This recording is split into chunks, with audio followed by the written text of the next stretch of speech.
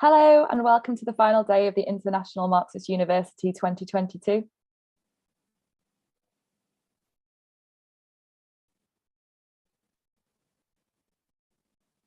It has been an absolutely phenomenal few days of discussion.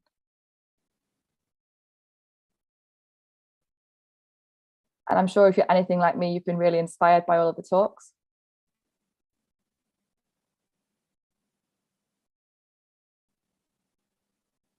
I can't hear Spanish translation.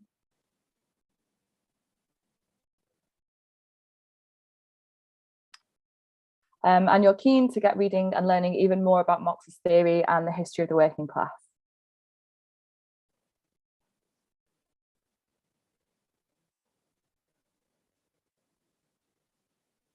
My name is Natasha Sorrell from the British section of the IMT, and I'll be chairing this session.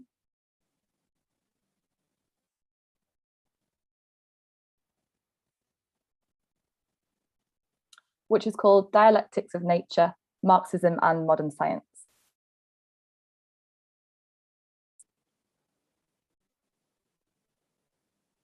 To those of you who have joined today, you may be wondering about the pauses that I'm taking when I speak.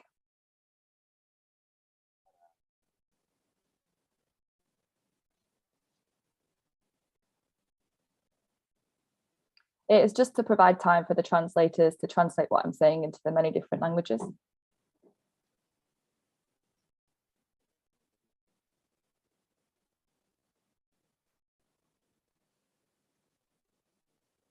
And if you yourself would like to listen in translation,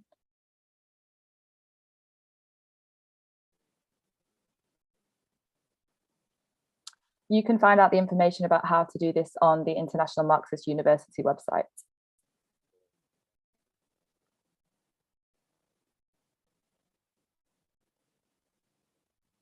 Now, if you've been feeling inspired by what we've been talking about over the past few days,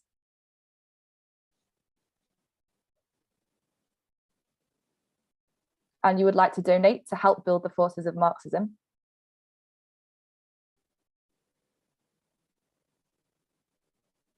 and help us towards our goal of buying an international office,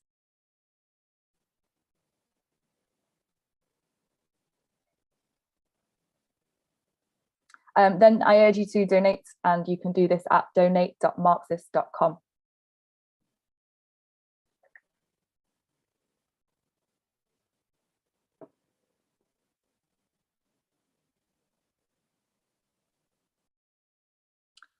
So the talk this morning is about Marxism and modern science.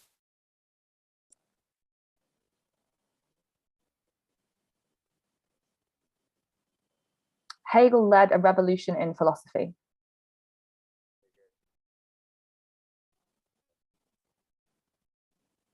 He broke with mechanical bourgeois materialism.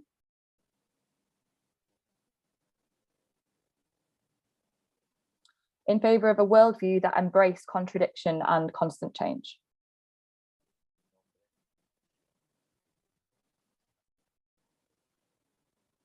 But Marx and Engels' scientific socialism placed Hegel on a materialist basis.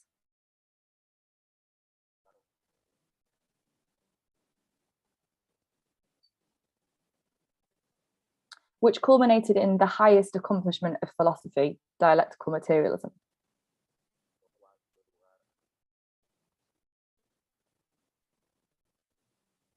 Today, the most advanced discoveries in science are continually validating Marx and Engels' ideas.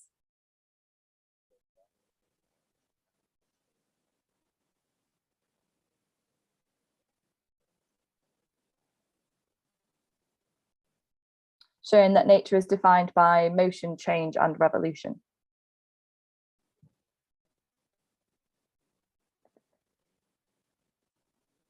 And so today we will be hearing from Ben from the International Centre.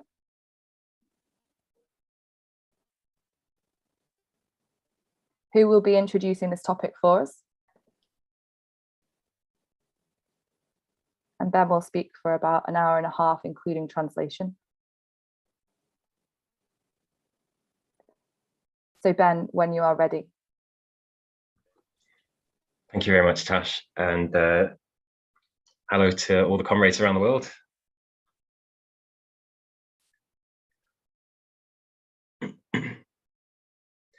So I'll start with a quote I'm sure you've all heard.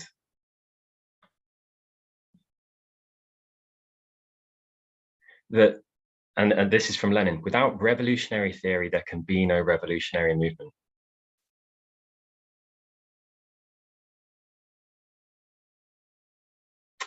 A revolutionary party absolutely needs a philosophy.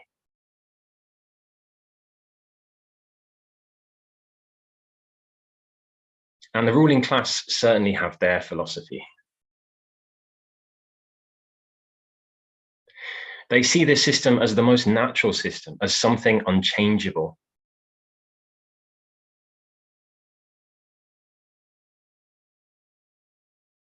They are empiricists. They see this system as an established fact.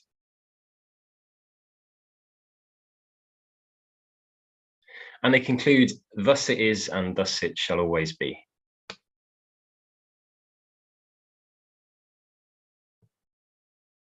But as their system decays, the ruling class is increasingly racked with anxiety.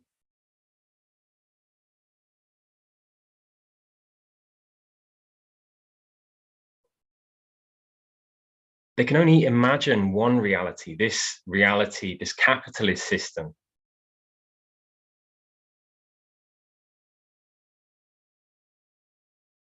And so they turn away from the real world and the truths it reveals about their system.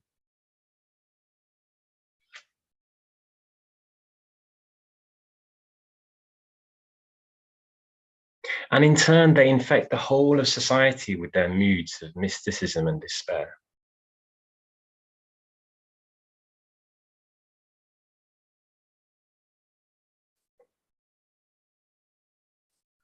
And we know that they control the schools, the universities, the newspapers, and the scientific journals.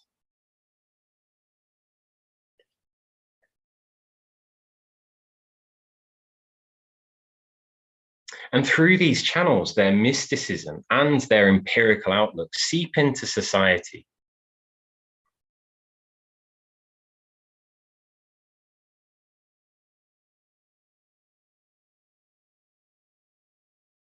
And their philosophical outlook takes on the dimensions of popular prejudices.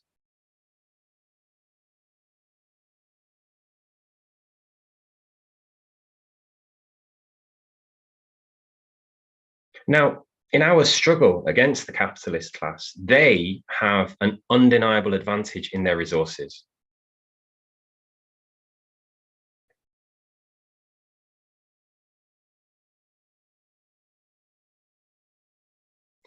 But they also suffer from one insurmountable disadvantage.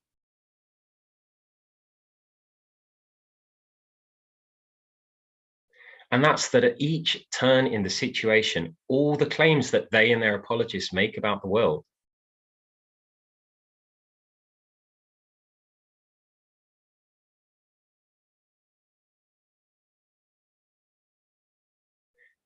they conflict with reality and with the experience of that reality that workers and other classes in society go through.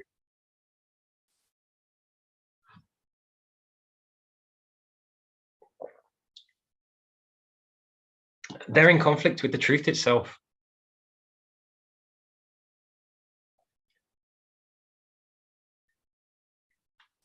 And for that reason, their philosophy is contradicted at every stage by new discoveries in the natural sciences.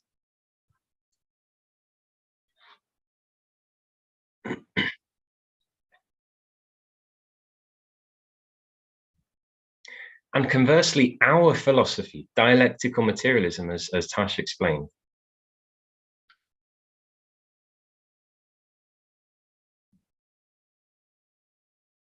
it finds some of its highest and most exquisite confirmations also in the discoveries of the natural sciences.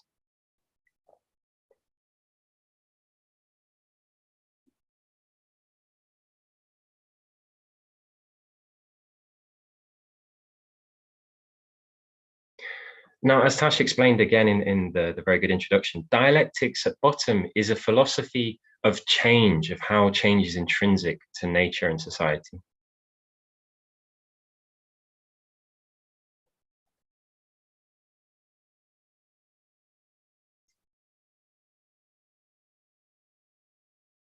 And the ancient Greek philosopher Heraclitus actually summed it up quite beautifully with an aphorism many millennia ago.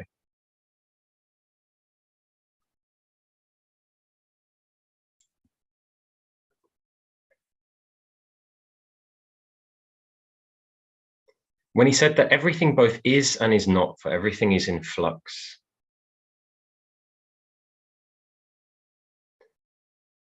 And this is a fascinating idea, because how can everything both be and not be?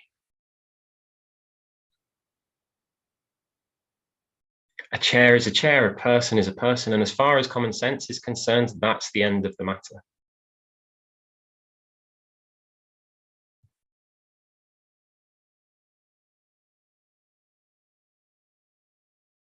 But reality isn't so simple.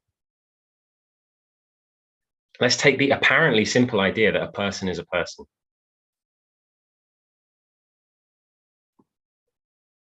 Well, the cells lining your stomach are replaced every 5 days.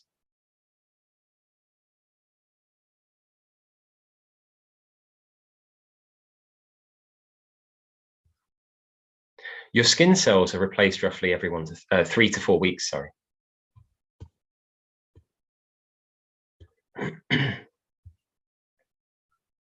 The cells in your bones take roughly a decade to be replaced.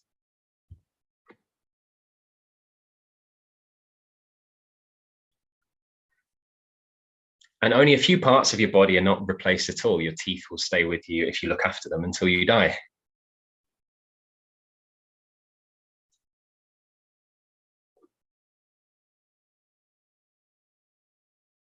But over the course of a few months or years, most of the matter in your body will have been replaced by new matter.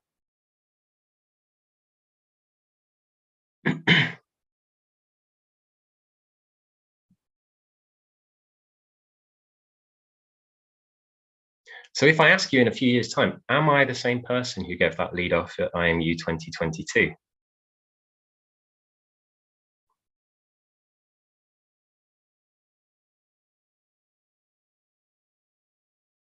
You would have to answer both yes and no, in a sense, in defiance of common sense.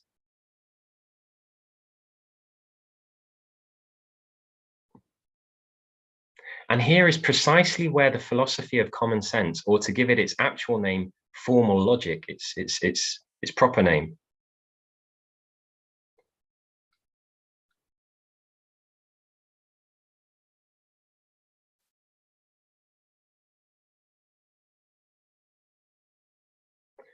This is where it completely fails us when dealing with drawn out processes, when dealing with change.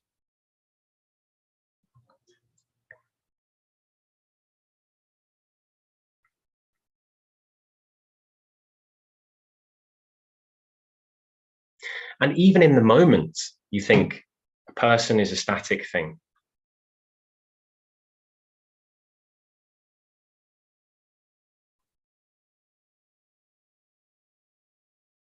But biologists understand that appearances are very deceptive.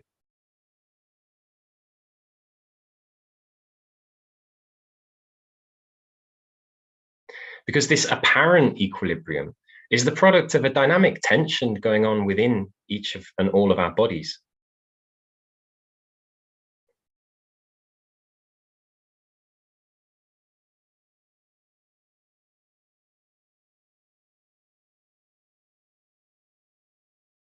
I'll give you one example. My blood sugar level is static within strict limits.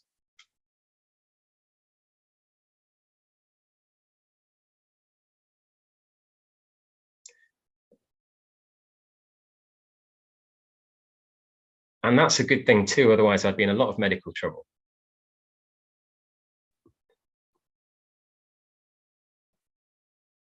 But this relative equilibrium is caused by the effect of the contradictory effects of two hormones.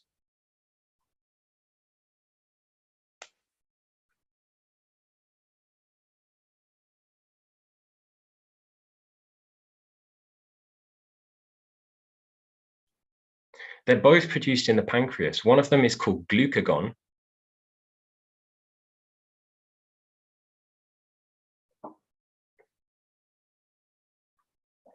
It's released when my blood sugar drops, and it causes my cells to release glucose into the bloodstream.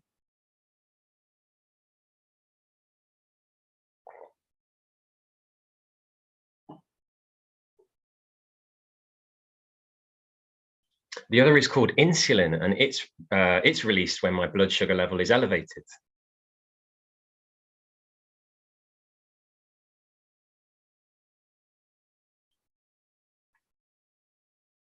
Such as after a large meal.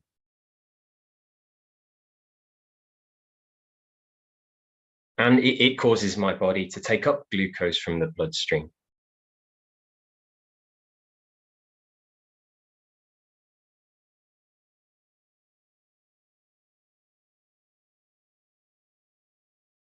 So this apparent stasis is the product of a dynamic tension of contradictory active processes that are also, and other processes are at play in other parts of maintaining homeostasis.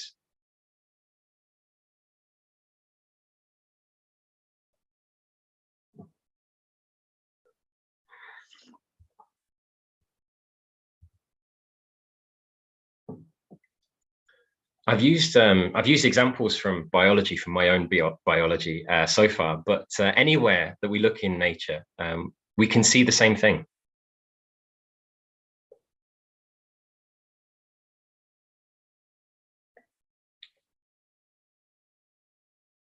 We can see how the interpenetration of opposing contradictory forces in tension with each other is intrinsic to the natural world.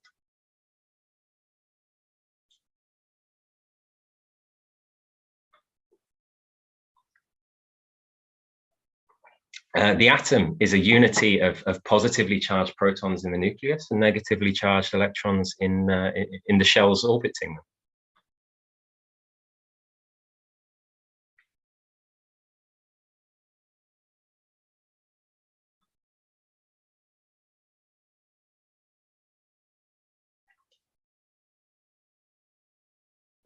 And enormous amounts of energy can be stored up in these orbits that is not immediately apparent to the senses.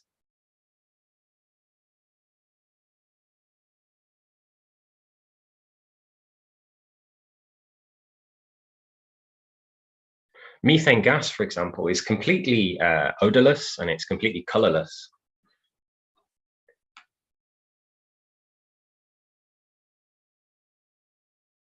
But if it reaches the right concentrations in the presence of oxygen, a tiny spark can set off an enormous explosion.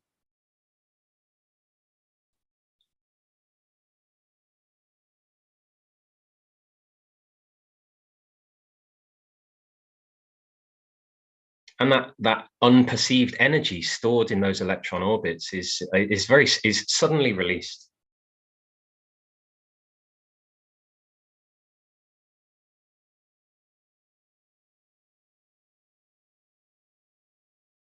We can look at the astrophysical level, at the stars in the sky.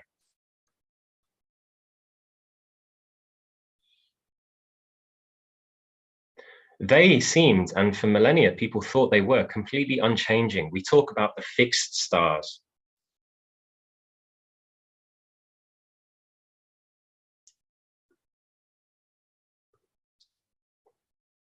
And our closest star, the sun, shines with an apparently constant intensity day to day, year to year.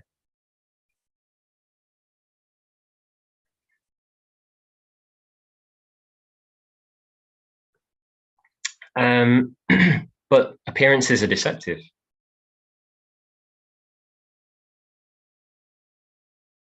Today, it appears stable because of two contradictory forces. Gravity is constantly trying to make our sun collapse in on itself.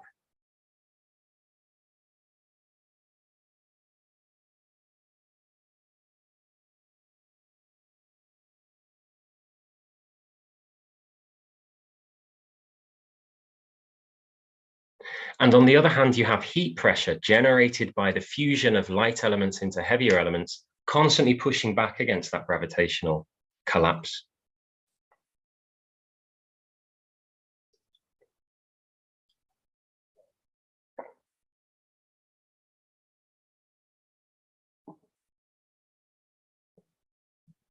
And it might appear that nothing much is happening in this constant battle between these forces. But in 5 billion years, we'll find out that a lot has been going on beneath the surface.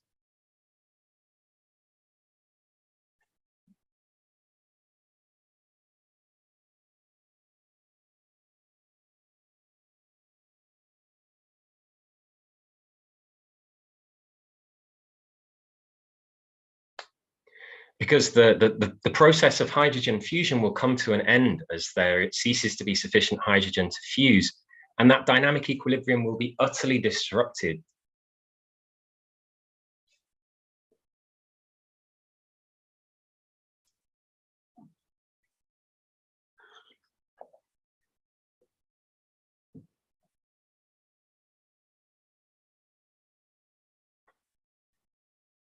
And what is a blink of an eye in astrophysical terms, all of the inner planets, possibly including the Earth, will be consumed as the sun suddenly expands.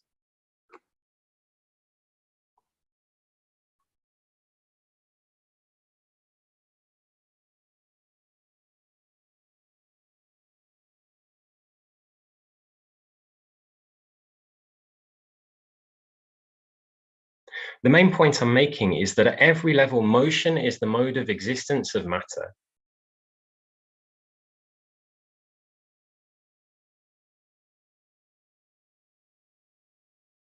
But that this motion is often hidden beneath the surface. Heraclitus says, nature likes to hide.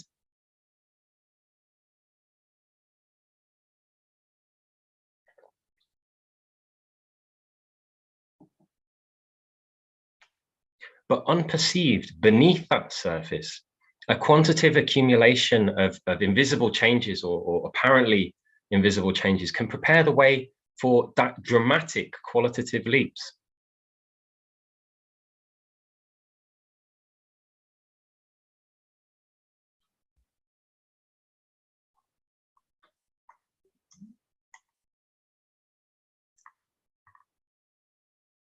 And the essence of science is to tear back the veil from nature and to look beneath that surface.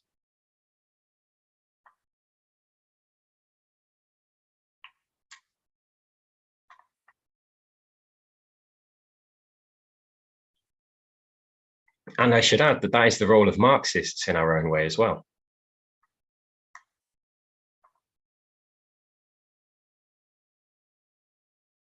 That, you know, the regular apologists of capitalism, they regularly challenge us. Look, the working class hasn't moved for 40 years.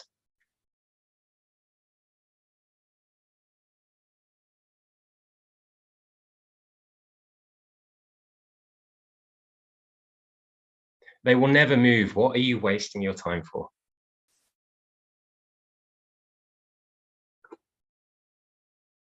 They are empiricists. They worship the established so-called fact.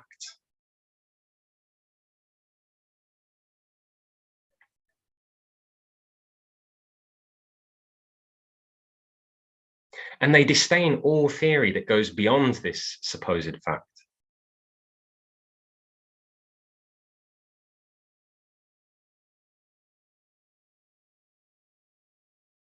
But what are thought of as facts always contain some element of interpretation, actually.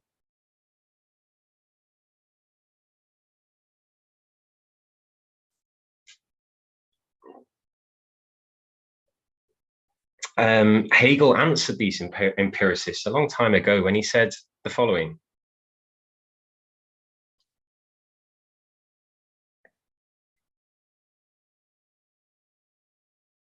He said, the fact is misshaped by the reflection that is incapable of grasping it.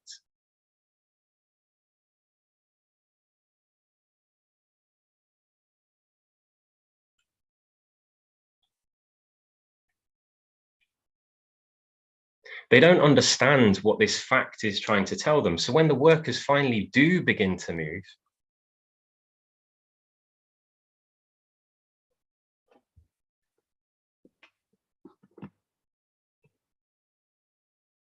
when revolutions do erupt despite their predictions,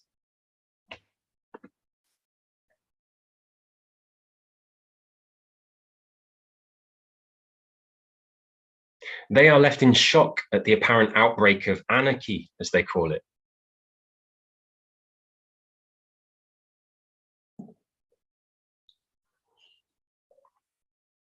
And the reason they call revolutions anarchy, because it always seems that a revolution is an outbreak of chaos or disorder to the ruling class.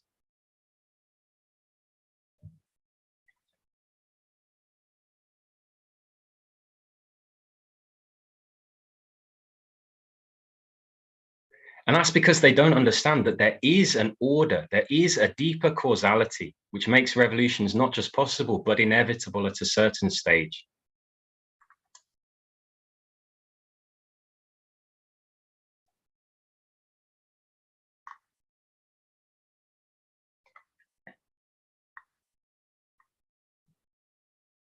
Now, I'm going to move on a little bit now. So this being a session on science, I thought it would be appropriate to do a short pop quiz. I promised this to some comrades.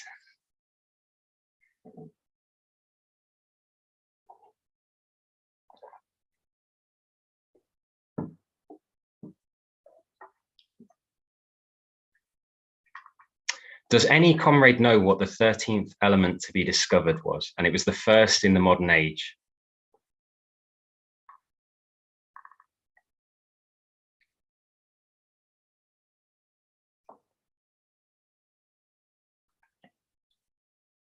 If you're at a watch party, you can shout it out.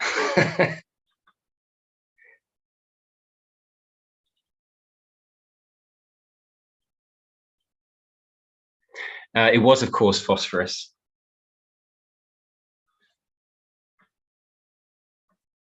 But I wonder how many comrades know how phosphorus was discovered.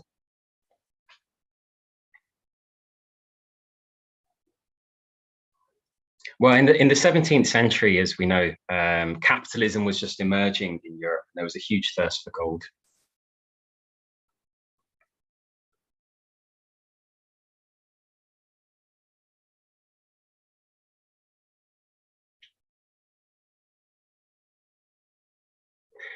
We had a session yesterday on how the Spanish conquistadors were driven across the Atlantic Sea in search of this gold.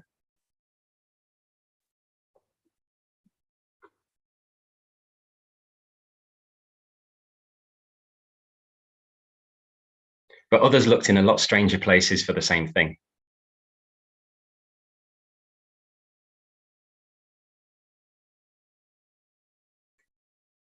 Alchemy became all the rage within Europe as experimenters tried to turn everyday substances into gold.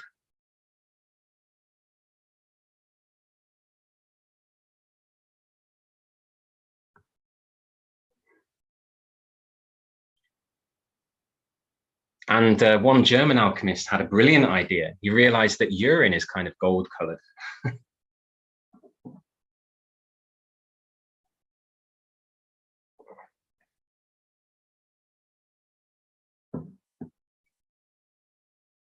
So he decided to condense down huge quantities of urine to see what he got.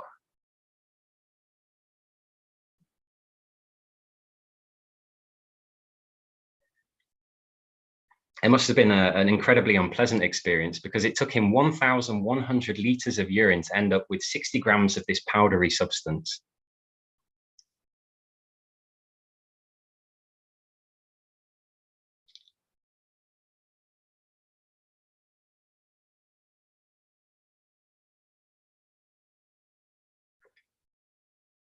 And of course, he wasn't left with gold, but he was left with phosphorus.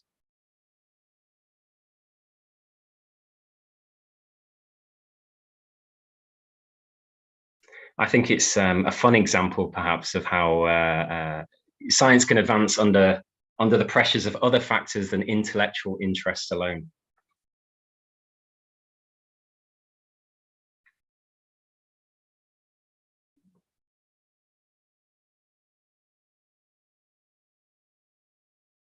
It's also a good example of how science can be done. Good science can be done with very bad hypotheses.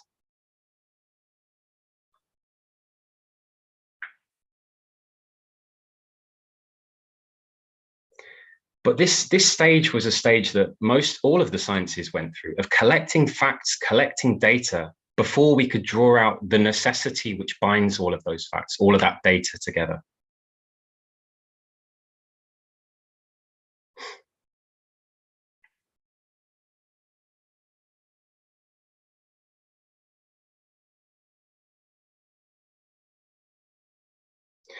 And it was breakthroughs like these, isolating the elements, that laid the basis for a revolution in chemistry in the 19th century.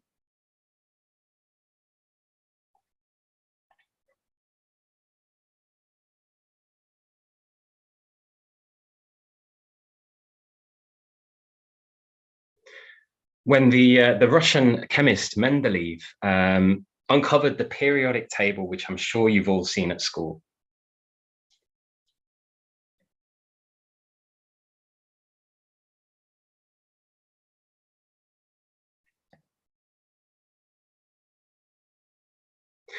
But I don't know if comrades have considered what a tremendous confirmation this periodic table is of the dialectical method.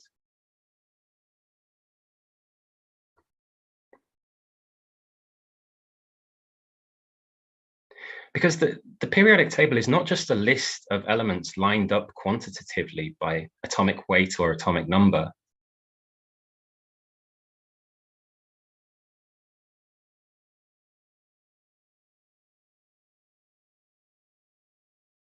It does that, but it links these quantities up to repeating qualitative features within the element.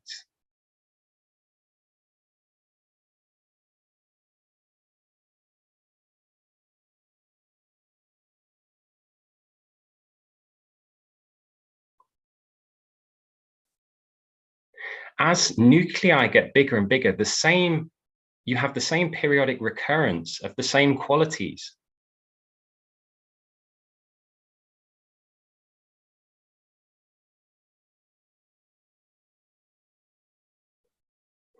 You have the soft, highly reactive alkaline metals, the colorful oxides of the transition metals, and so on and so forth.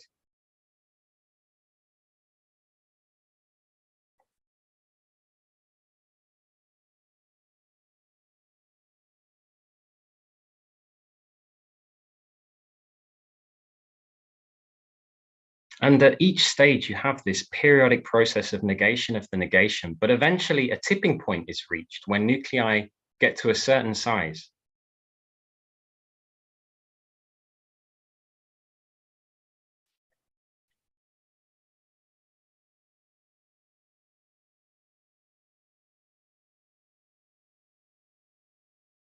The short range attraction of protons and neutrons within the nucleus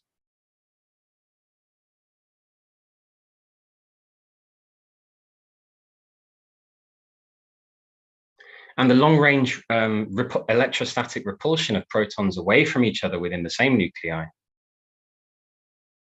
they cease to balance. Sorry.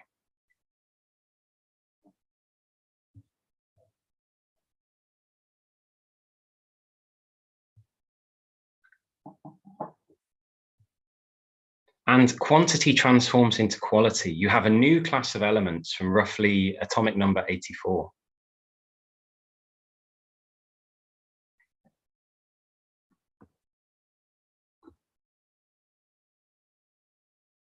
Which only have unstable radioactive isotopes. We enter the realm of radiochemistry.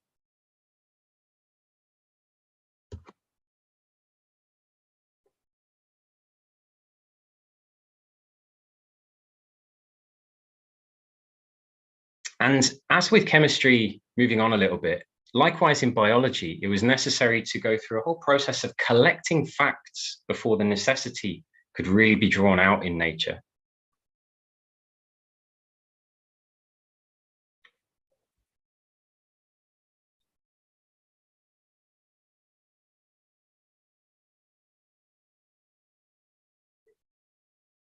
Numerous species had to be categorized by kingdom, order, genus, before any relationship between them could be established.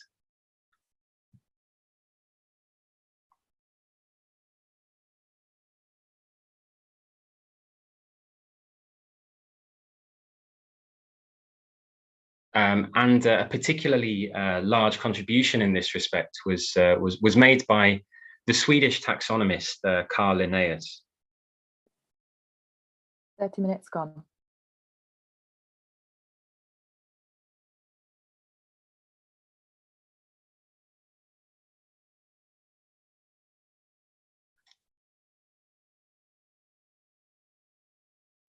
But on the basis of collecting all of this data, all of this information, a genius of the stature of Darwin, standing upon the shoulder of other giants that came before, could really bring out the real relationships between species in biology.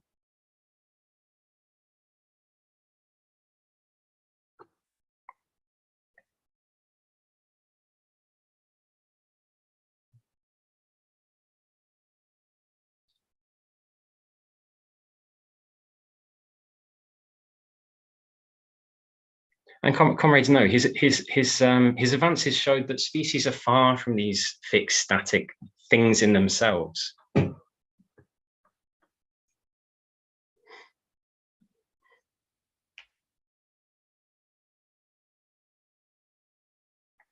Rather, they flow into one another. They're in a permanent process of change.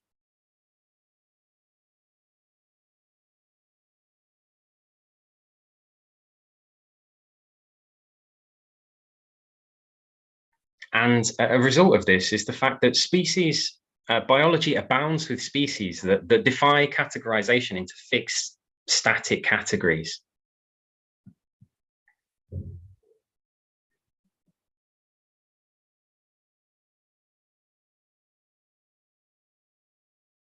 So in our oceans, 60% of the amoeba-like plankton in the ocean are called mixotrophs, if I've got that name correctly.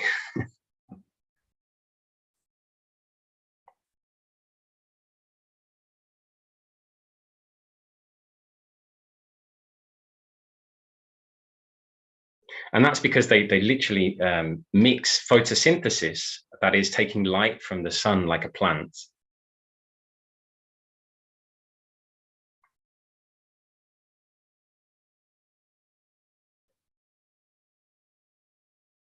with gobbling up and eating other plankton like an animal.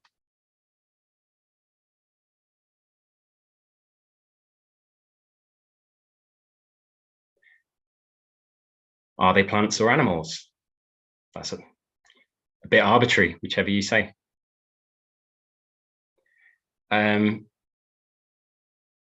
Sorry, yeah. The Archaeopteryx is a celebrated fossil because it shares certain features with the non-avian theropod dinosaurs.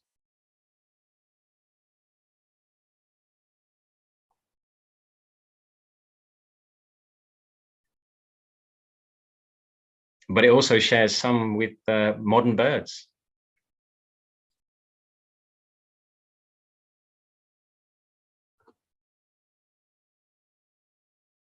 Viruses defy you to answer the question: is this a living thing, or is this organic or inorganic?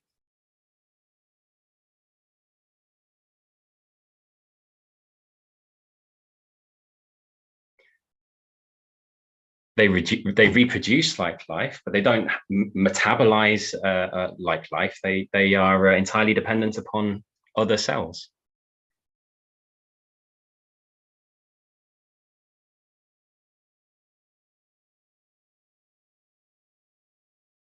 And the reason that species so often defy our attempts to categorize them is because they are always literally in transition.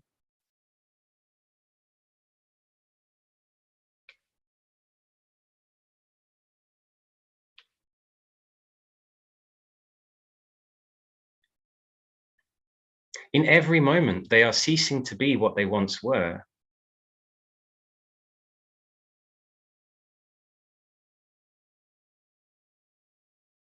And they are becoming something that they are not.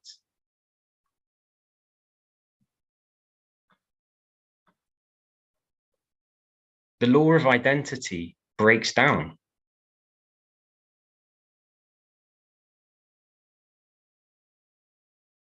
We have difference within identity.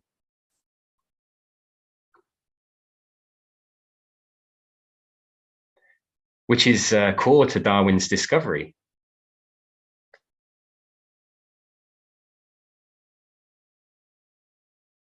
because within populations of any species, we see all kinds of quantitative variation.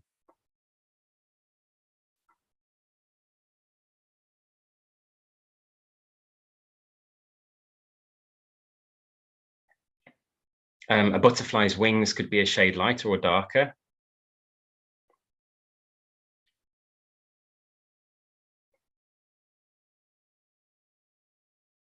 Or a lion's claws could be a little sharper or a little longer.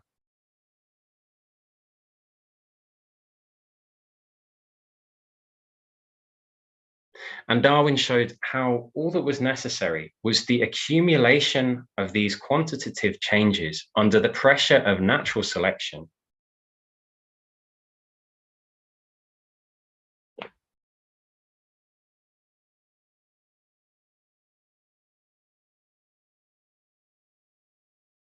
To explain the qualitative distinctions between species.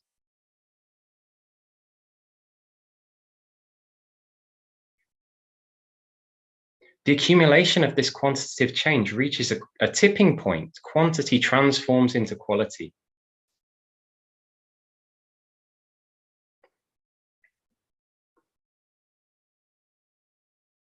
A population can no longer interbreed with another population, and they form distinct species.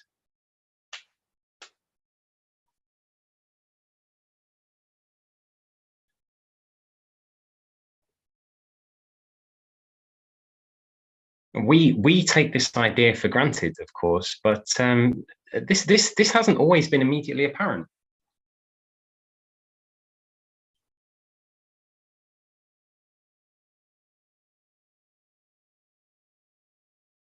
For millennia, the thought of human beings has been dominated by creation myths.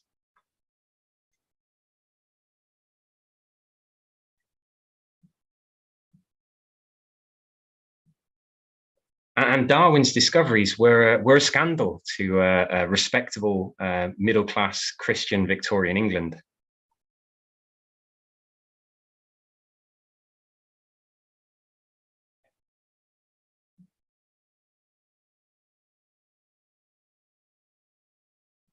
I should say, Darwin, of course, he also had his weak side. He was a product of his time.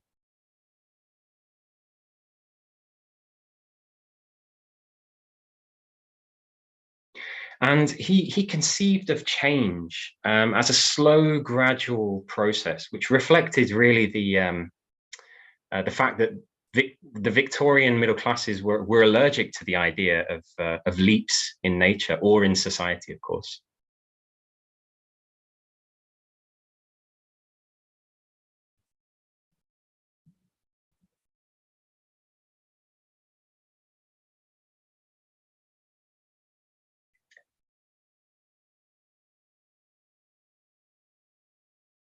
But the problem Darwin faced is that the fossil record doesn't really bear this idea out, or it poses a problem.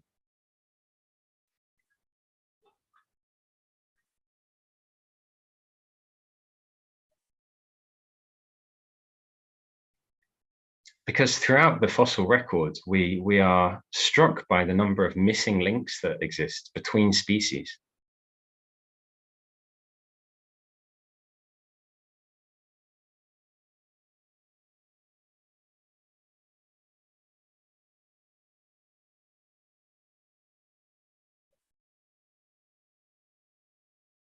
Now, for Darwin, he was inclined to explain these missing links as an artifact of the patchy way in which remains are fossilized.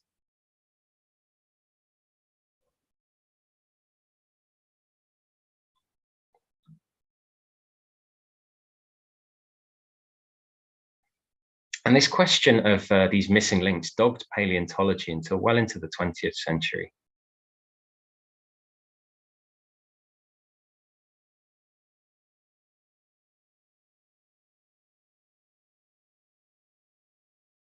But I'll repeat that phrase by Hegel: the facts are misshapen by a reflection that is incapable of grasping them.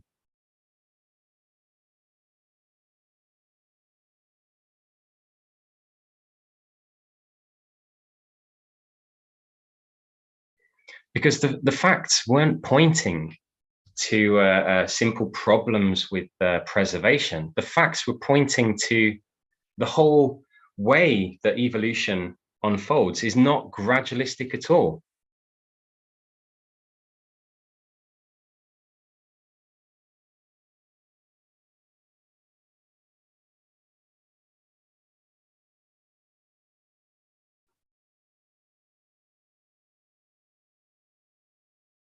The gaps in the fossil record reflect the fact that evolution has taken place by sudden bursts, leaving very little evidence of the rapid periods of speciation.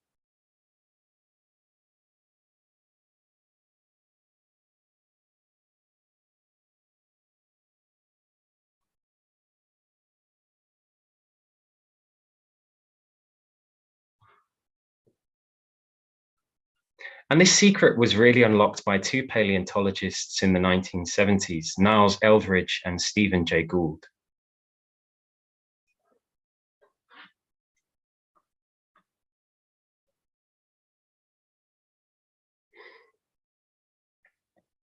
Eldredge examined trilobite fossils, which can be found in fossil beds from all the world's oceans dating back 550 million years.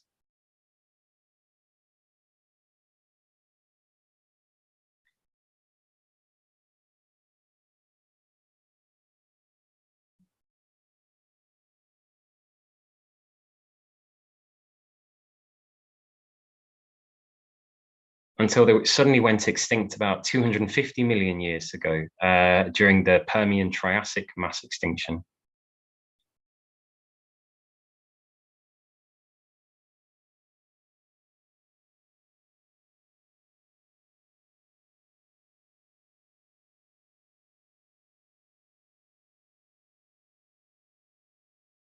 And studying these, Gould and Eldredge realized that for most of their history, actually, species are relatively stable. Fossils are pretty much the same through entire geological strata.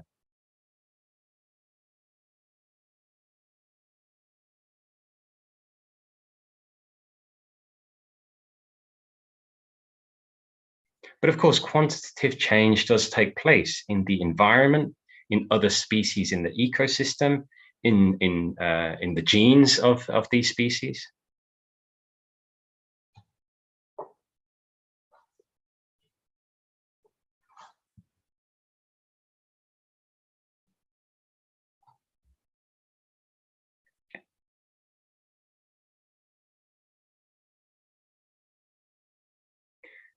And this accumulation at a certain point leads to a situation where this equilibrium is suddenly punctuated by rapid bursts of evolution.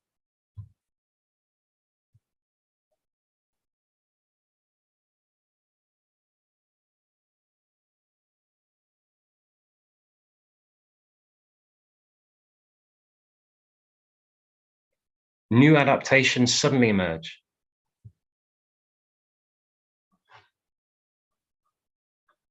Species are wiped out. Entire groups of species go extinct.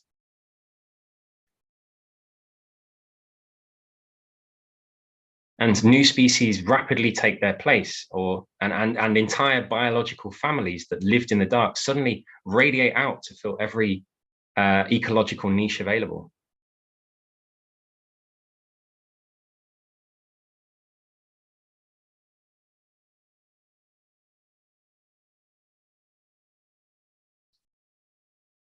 As our ancestors did after the demise of the dinosaurs.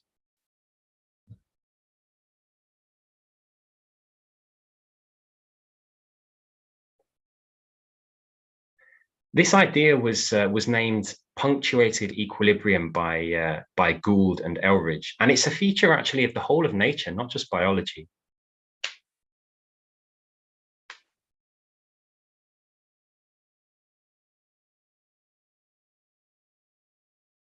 A century and a half before Gould, Hegel came up with another name for it. He referred to it as the nodal line of development.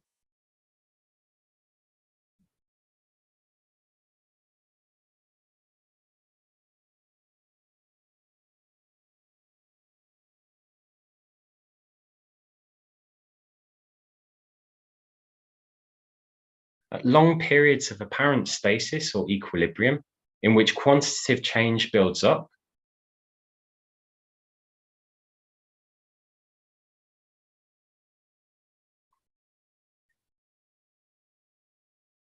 are rapidly punctuated by qualitative leaps, catastrophes, phase changes, to use the physics expression.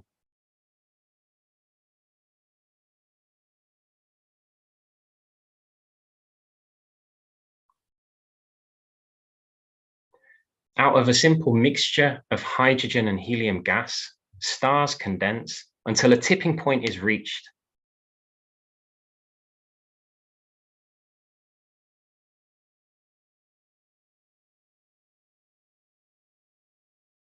They reach a temperature where they suddenly ignite into life. Fusion takes place.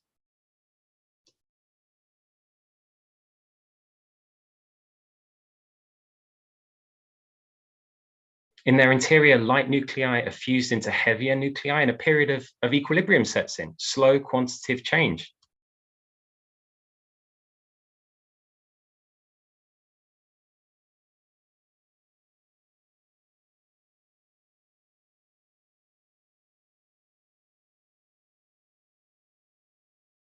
Billions of years may pass before this quantitative change lays the basis for a new catastrophe, a new qualitative leap.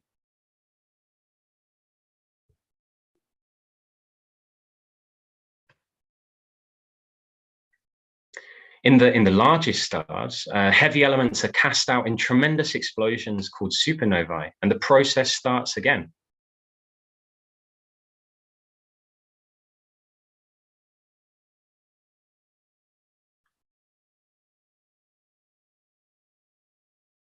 It seems we've gone back to the starting point, but that's not the case, because you have a new mixture of elements with much more greatly enriched by larger complex elements.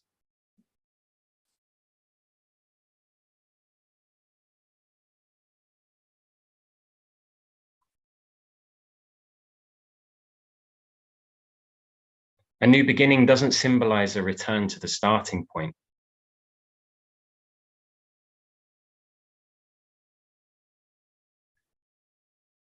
In the dusty disks surrounding the new generation of stars, planets are formed which are richer in heavy elements.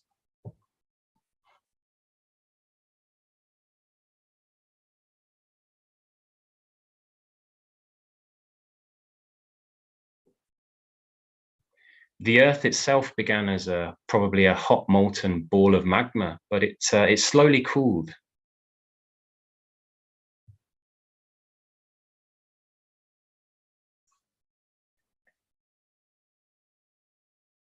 And as it cooled, it dissipated large amounts of disordered energy into space. That energy has been lost forever as in complete disorder.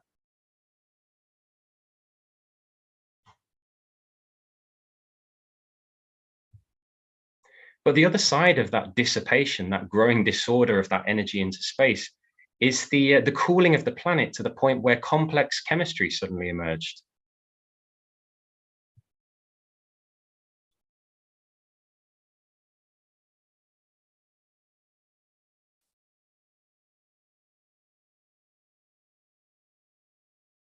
Chaos and order form two sides of this same process.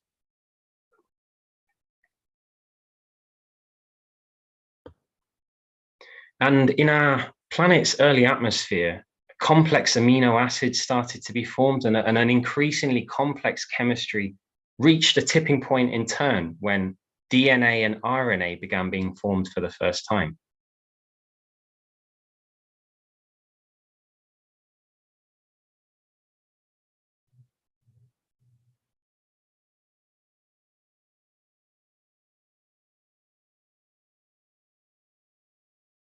Chemistry stood at the cusp of a new revolution, the birth of life.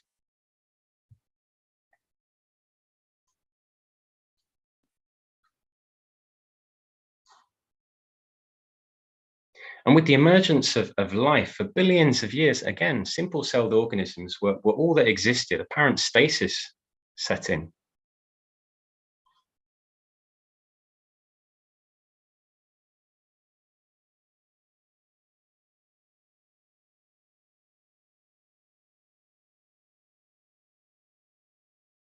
And then 550 million years, of course, an explosion of an array of complex multicellular life burst onto the scene during the Cambrian explosion.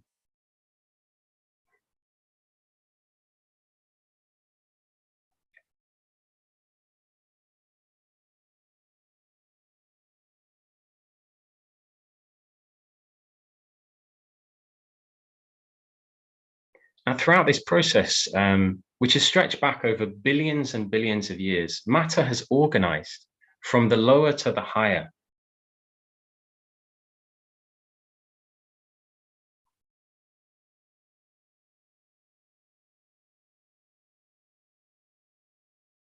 From lighter to heavier elements.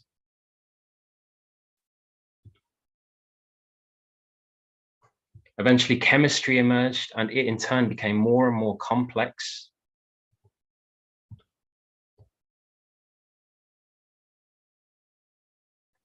And of course, life, which in turn has become increasingly complex.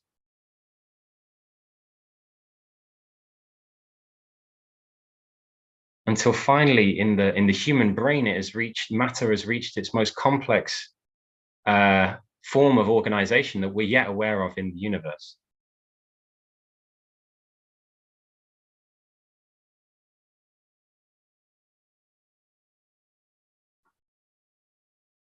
And matter has finally become conscious of itself.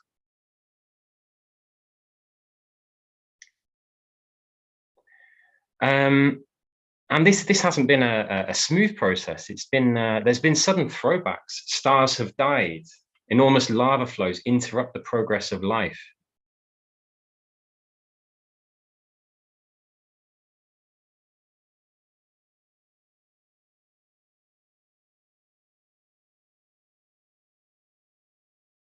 But nevertheless, with all of these setbacks, there has been a clear trend to history. Matter evolving, becoming more complex until finally thought emerges.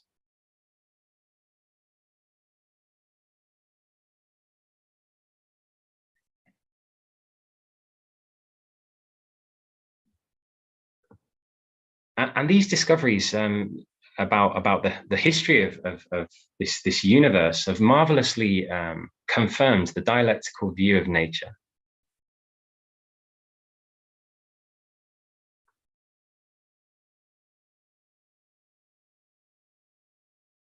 But they've also confirmed the materialist view of nature, that matter is primary and mind is just an emergent property of the human brain, of matter organized in the human brain.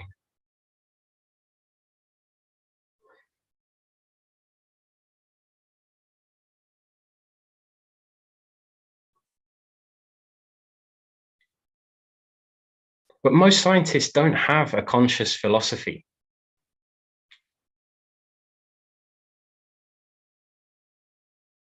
And science is as prone as any other field of human thinking to the ideological trend of creeping mysticism evident in the rest of society.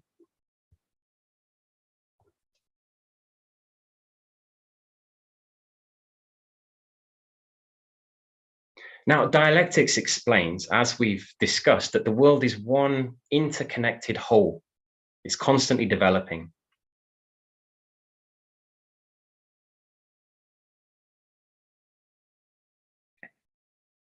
But as we discussed in chemistry and biology, for science to really progress, it's also necessary for scientists to break down nature precisely into its constituent parts.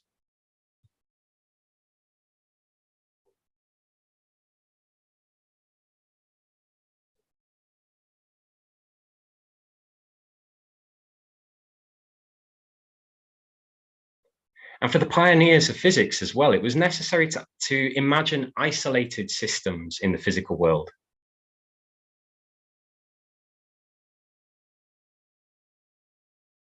You know, a point-like object falling through space without air resistance.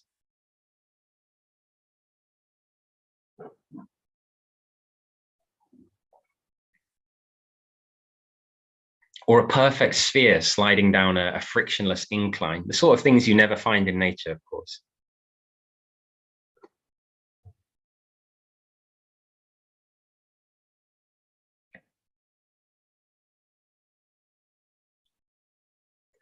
But in order to get to the essence of things, this was an absolutely vital method approach.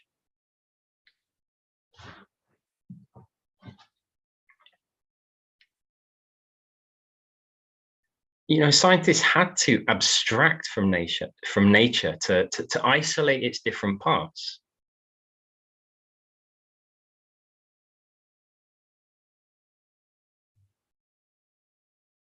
They absolutely have to discard what is non-essential in order to grasp precisely what is essential.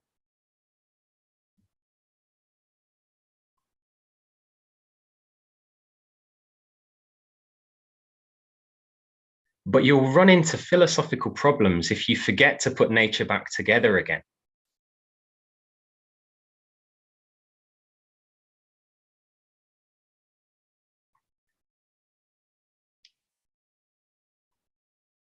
If you forget that our models of nature are only approximations of nature, imperfect approximations.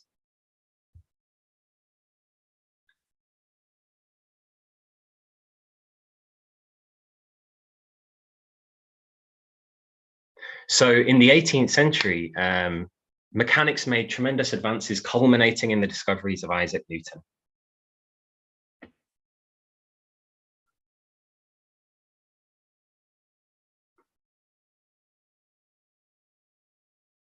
But for many, his mechanics became, of isolated, simple systems, became a blueprint for an entire worldview.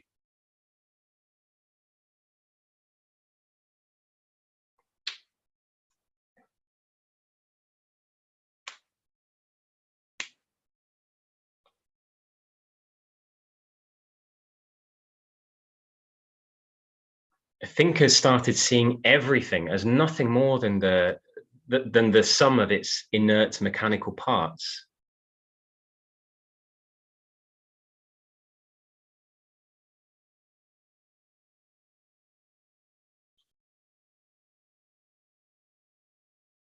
These parts moving along straight line trajectories through perfect geometrical space.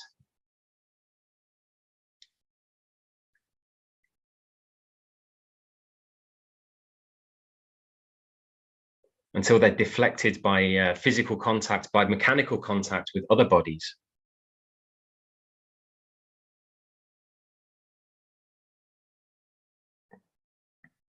It's a worldview which conceives of the world as something like a piece of clockwork, basically.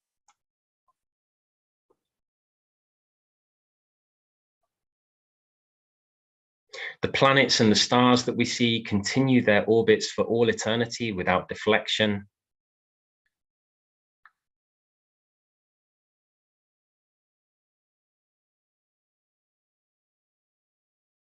And the Earth, as we see it, has existed for all eternity, pretty much moving through its motion. It's literally going through the motions of a mechanism for all eternity without much historical change.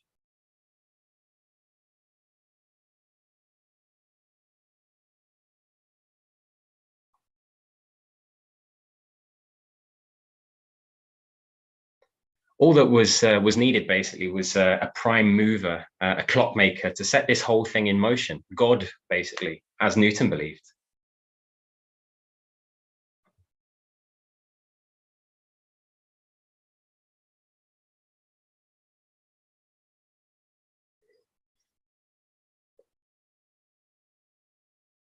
But after that act of creation, Newton's laws could describe the whole workings of reality for all eternity.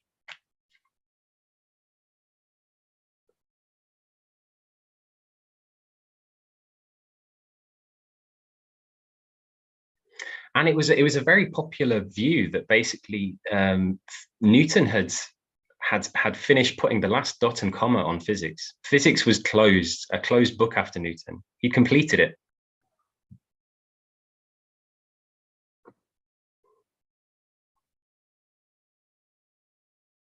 Of course, advances in quantum mechanics at the scale of the very small.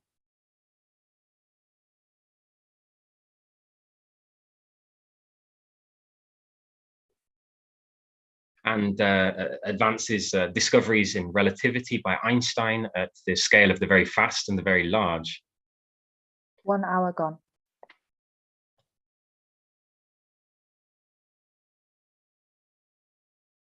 They've obviously exploded this idea. It was an illusion.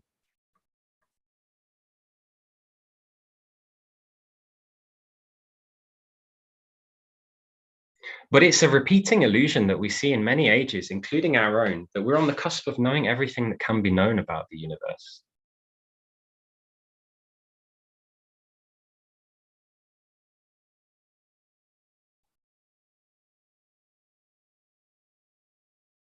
But taken to their extreme, all ideas break down. They have their limits. They push up against those limits, and they turn into absurdities.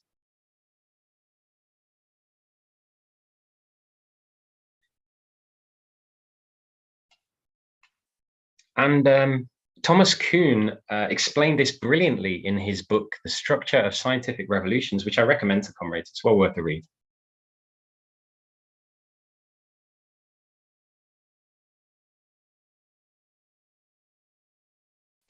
We have a theory of how things work, but new observations accumulate, particularly at the edges of our knowledge.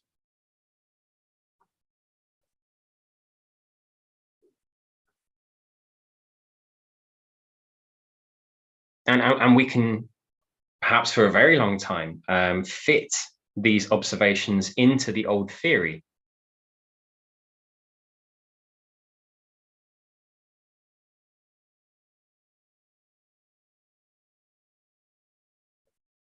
But repeatedly, we see the accumulation of new observations weighs down upon the old theory until a crisis erupts.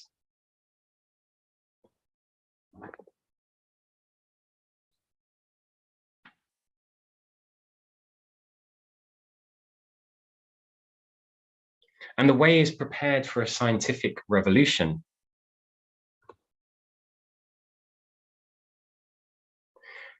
But when a revolution takes place, the old view isn't completely discarded, in fact.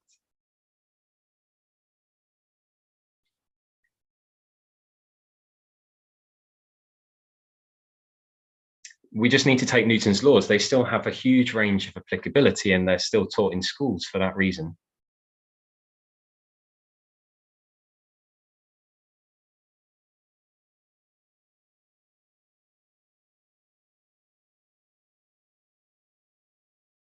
But the rational kernel of those ideas has been subsumed into a higher, richer view of reality.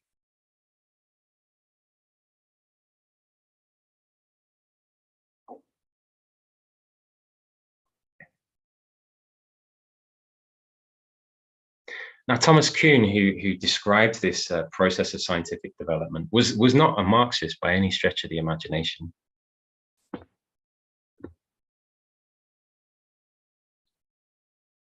But I think it remains a remarkable demonstration of the operation of dialectics in the history of human thinking itself and of science.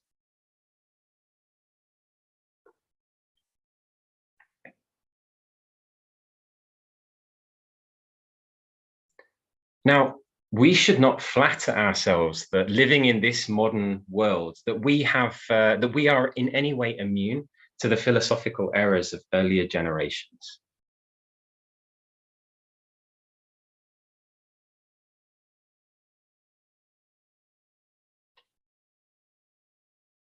I've said before, scientists don't have their own conscious philosophy for the most part.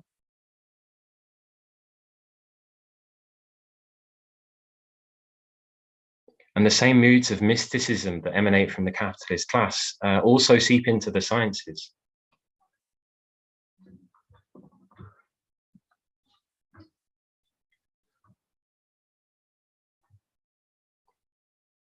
And today, theoretical physics abounds with all sorts of mystical nonsense. It's a fact.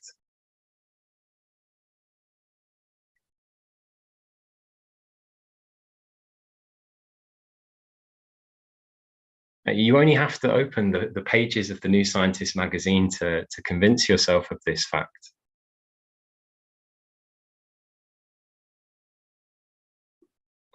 It is a popular science magazine, but they do a good job of collecting the idealist nonsense that comes from mainstream physics.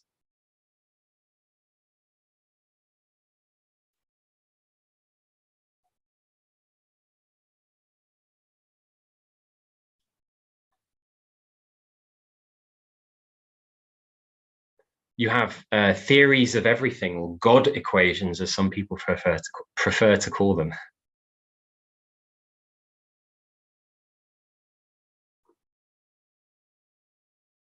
Finished mathematical abstractions that are meant to define all of the laws of nature, just as previous generations attempted to do.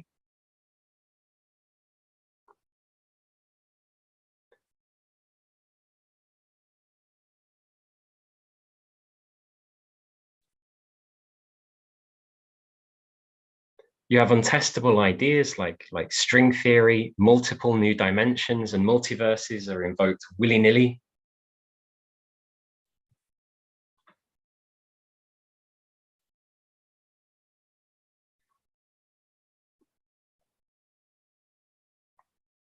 And there is a real tendency in which it's no longer observations and measurements which justify the theory, but the elegance of the complex mathematics deployed in the theory itself.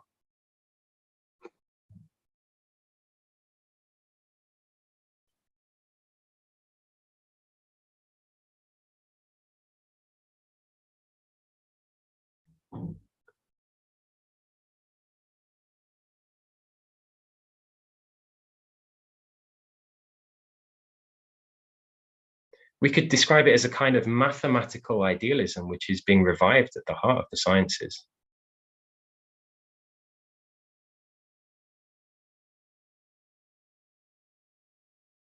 Now, mathematics, of course, deals with a very high level of abstraction.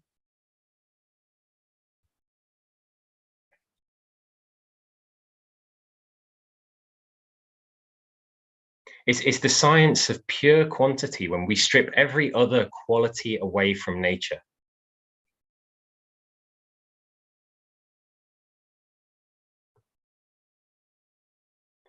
But the act of abstracting all of the qualities from nature doesn't make the truths of mathematics any less dependent upon the material world, just like any other science.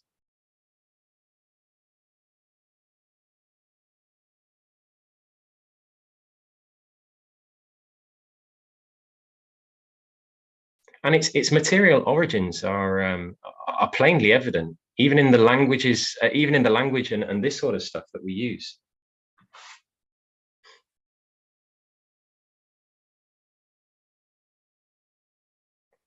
You know, the fact that we have a number system with a base of 10 is simply down to the fact that we happen to have 10 digits on our hands.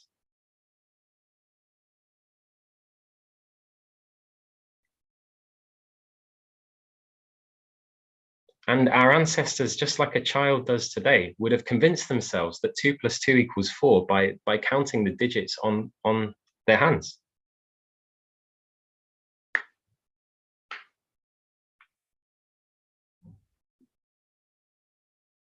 The words geometry translates literally as earth measurement.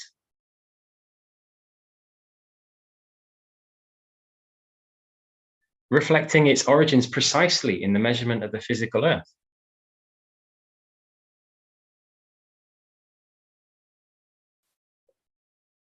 And yet, despite these origins that mathematics has, the fact that mathematics has its roots in the material world is regularly forgotten.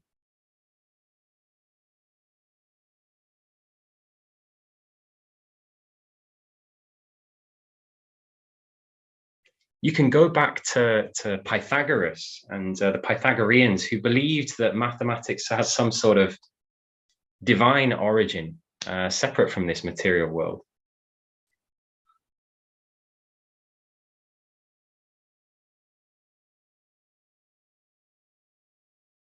And idealist notions of mathematics dominate right down to the present day.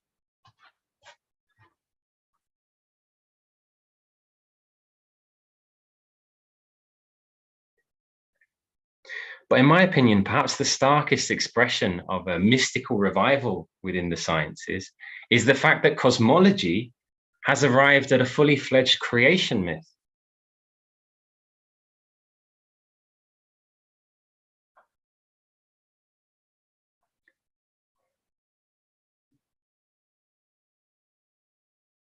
I'm of course talking about the Big Bang theory.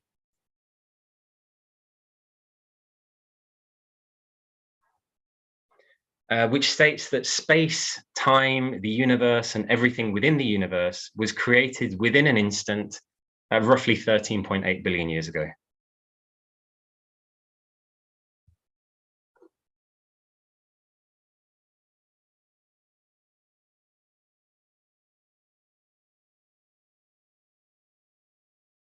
Now, I'm quite aware that it is a controversial thing for us to question cosmology, because it is, of course, an accepted truth amongst most cosmologists.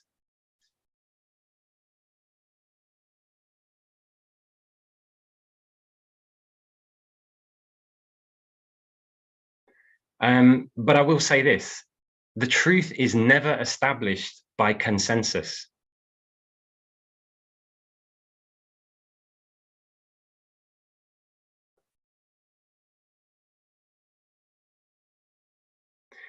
Now, for materialists, to say that matter can be created is as absurd as saying that matter can be destroyed.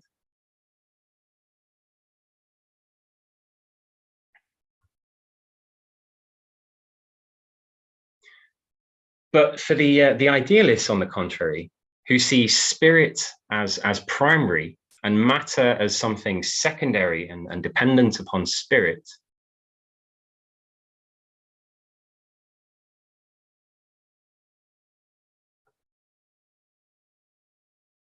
the idea of some sort of world creation and some sort of world creator flows quite naturally from the idea that spirit is prior to the world.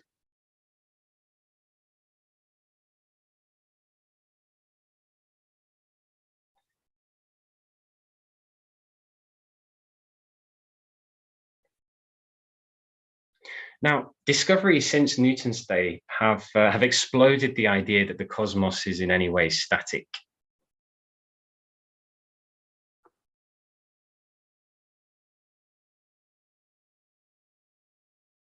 It has a definite history reaching up to the farthest distances and the grandest scales that we're capable of observing so far.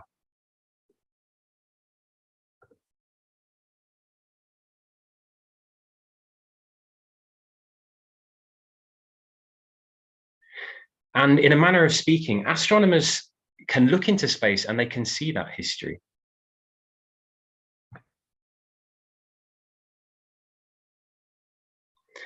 The further that light has traveled to us, the longer ago it was emitted by the star which let off that light in some distant galaxy.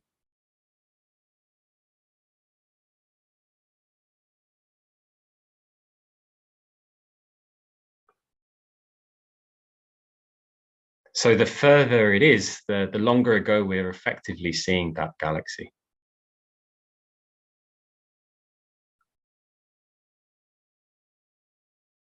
It's quite staggering to think that the most distant galaxies that you see in some of those pictures from the James Webb Telescope, you're seeing that light as it was emitted billions of years ago, and that galaxy as it was billions of years ago.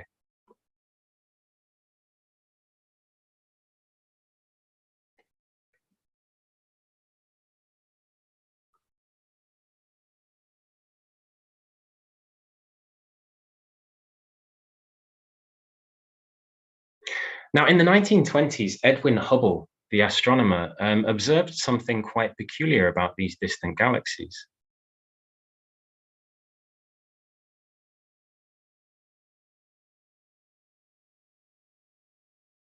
It seems that the further they are away from us, the redder that they appear. The redder they appear.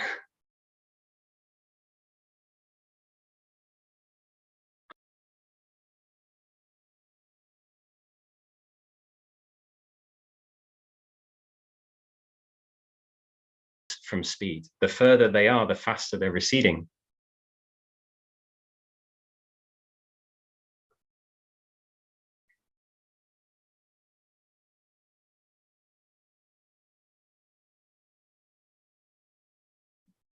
It is as if we are in the midst of some sort of cosmic explosion.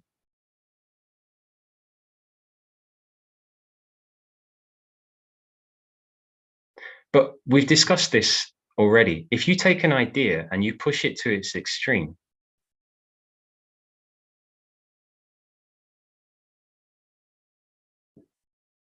it becomes an absurdity. And it was a certain Georges Lemaitre who took this observation of Hubble and he pushed it to its extreme.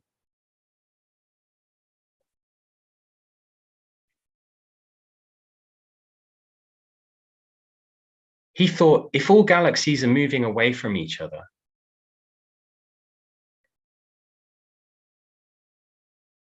then if we rewind the tape far enough,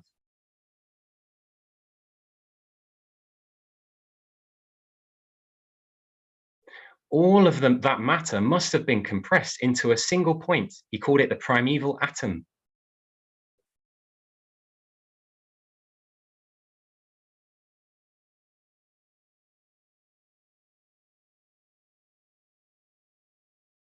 And at that moment, everything was created from absolutely nothing.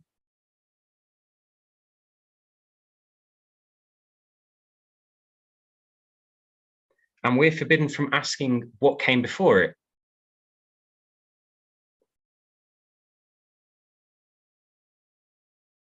But what caused all of this stuff to come into creation at that time?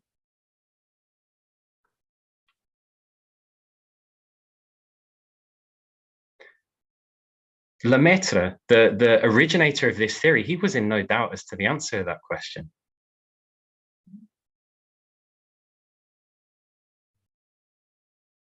Because being an ordained priest, he was sure that it was God.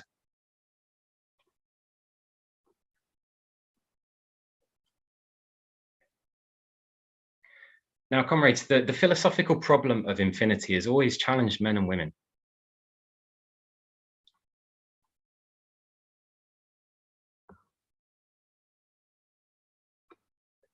Repeatedly, a finite limit, an imaginary finite limit, has been imposed upon the universe, either in space or time.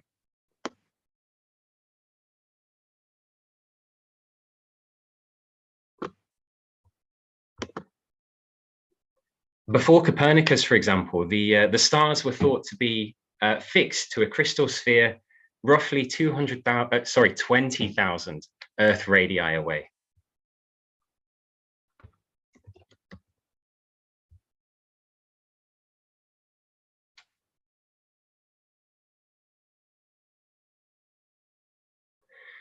And one of the arguments that was thrown back at those who argued for a sun-centered universe was, why don't the stars move?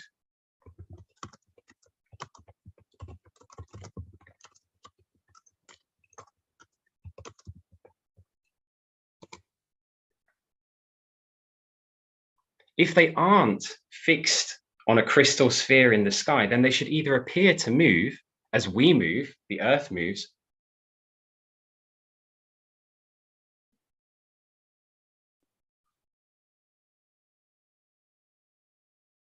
or else they must be enormous, stupendous distances away.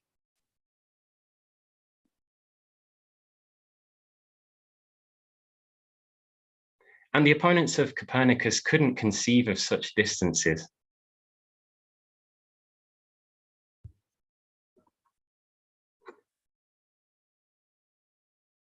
But of course, now we know that the stars are indeed stupendous distances away compared to the distance to our star, the sun.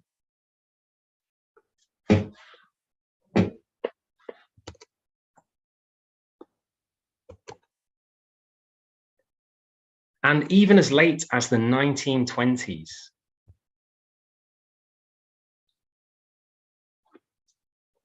astronomers were debating whether some of the nebulae, the smudges that we see in the sky,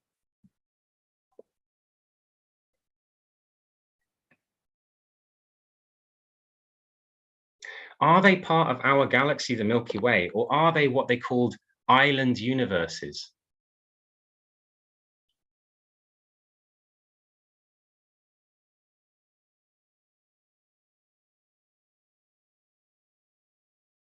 That is to say, are they galaxies in their own right? This was a controversy in the 20s.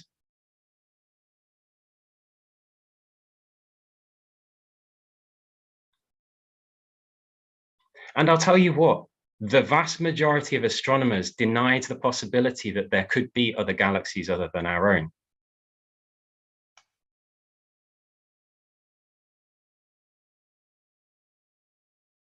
Because it meant accepting that Andromeda, one of our nearest galactic neighbors, is more than 100 million light years away.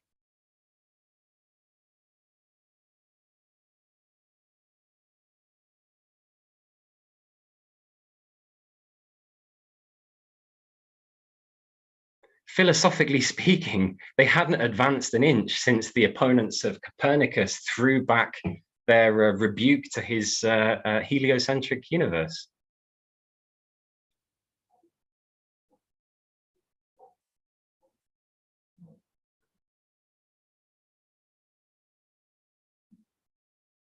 Now, such a failure of imagination seems quaint to us today when we consider the immense advances in observational astronomy.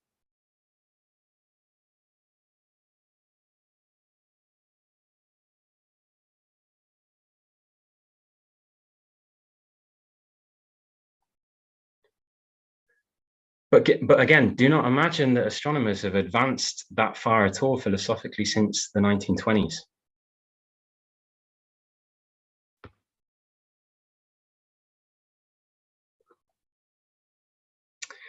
In Big Bang cosmology, the expansion that we see in this moment, in this corner of the universe,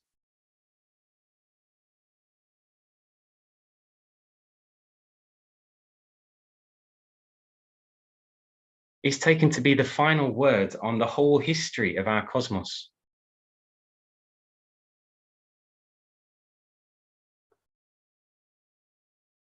And Big Bang cosmologists believe that from the expansion rate of the universe, they can tell its whole history back to 0.0000 with 35 zeros and then a 1 seconds after the Big Bang.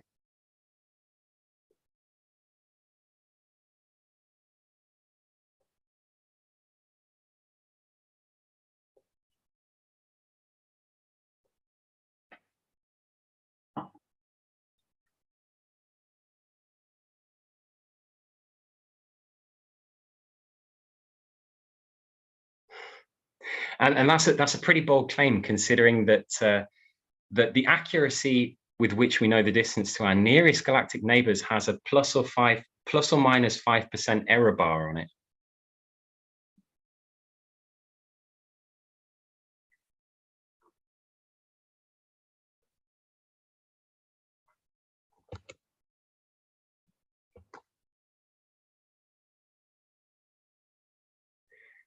The whole of the universe is shoehorned into a set of equations called the Friedman equations.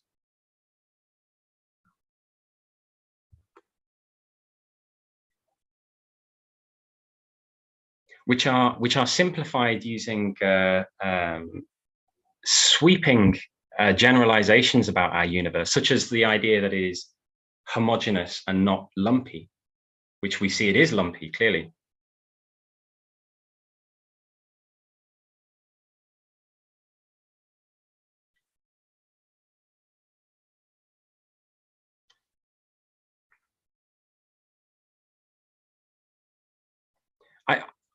I studied astrophysics at university, and the justification that is used for these simplifications is it makes the maths calculable. That's the justification. It makes it calculable.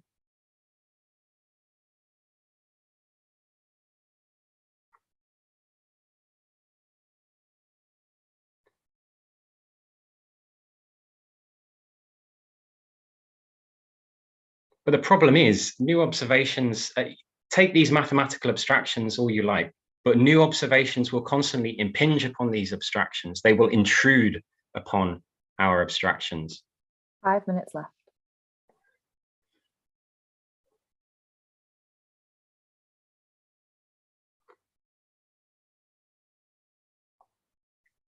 And on this point, I should say that the Big Bang theory as it is today is not the Big Bang theory that existed in Lemaitre's day.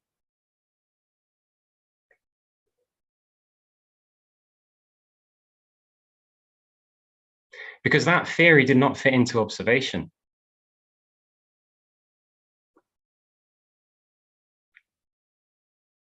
But instead of questioning the theory, cosmologists have invented a host of mathematical constructions to make the facts fit the theory.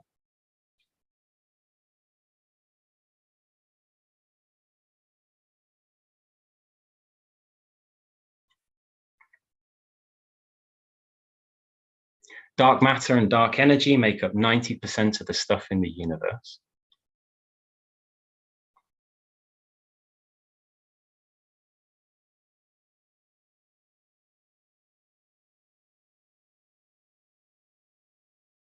No one's ever observed them, but we know they must be real because otherwise our theories fall down.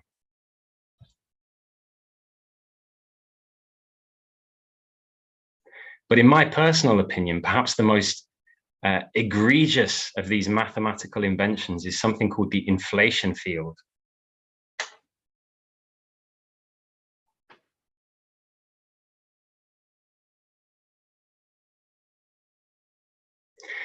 We're told by cosmologists that barely a moment after the Big Bang,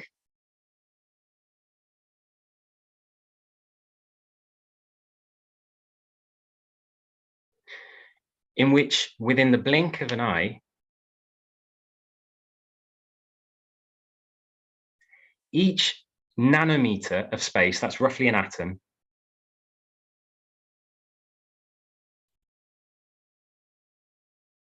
expanded to become 10 light years wide.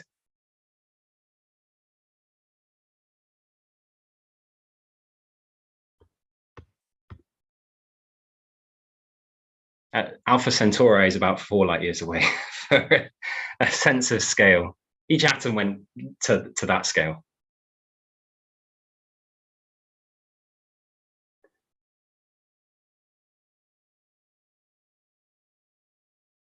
I think it's needless to say that there isn't a known mechanism for doing that.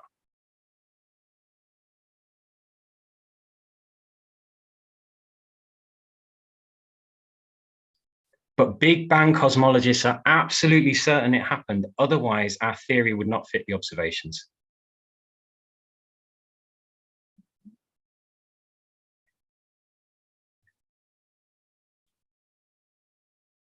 This is mathematical idealism writ large.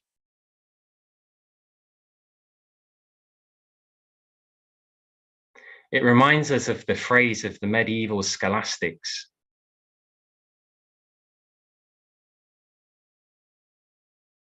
I believe it because it is absurd. But the further we look out into space, the further we see back in time, the more impossible it becomes to believe in this creation myth.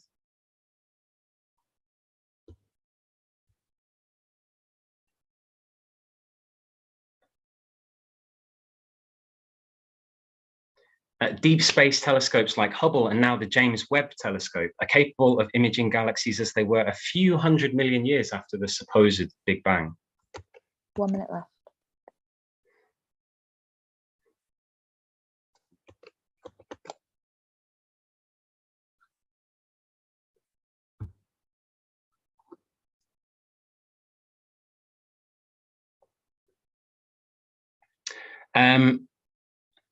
That sounds like a long time, a few 100 million years, but in Big Bang terms, that would make galaxies mere infants, basically.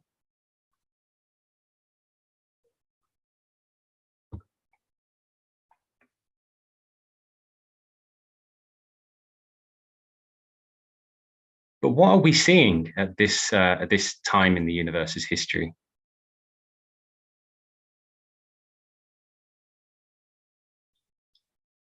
We are seeing enormous metal-rich galaxies that could not have formed in the time allotted to them.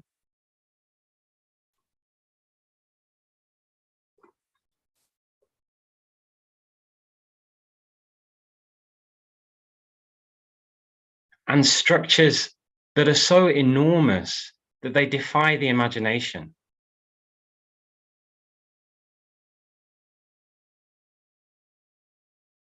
Just last year, before the James Webb Telescope even became operational, they discovered a structure that they've called the Giant Arc.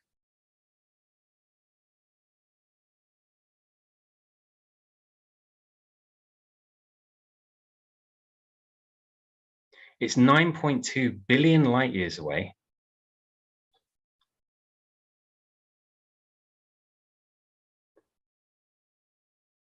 But if we could see it from here, if we can see it with telescopes, but if we could see it with the unaided eye,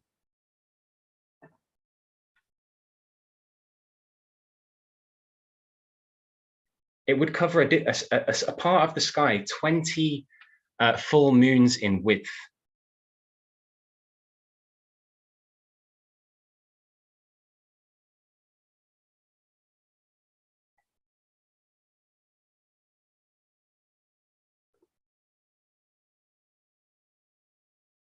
It's more than 3 billion light years across.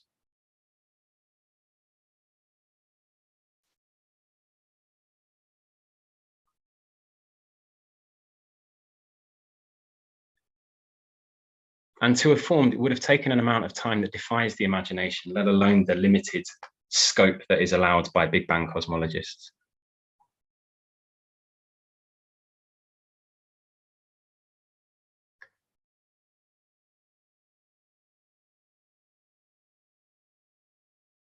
And these observations are weighing down on the Big Bang theory today, just as Kuhn explained, and they're producing a deep disquiet in cosmology.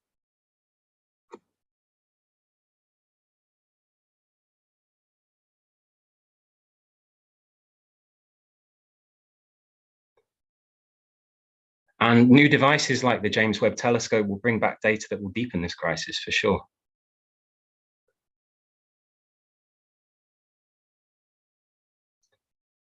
I need to draw my remarks to a close, but a comment about this new telescope.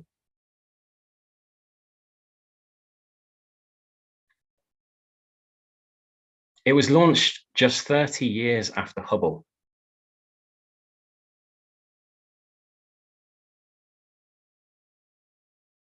But where Hubble orbits at 340 kilometers, it is 1.5 million kilometers from the Earth.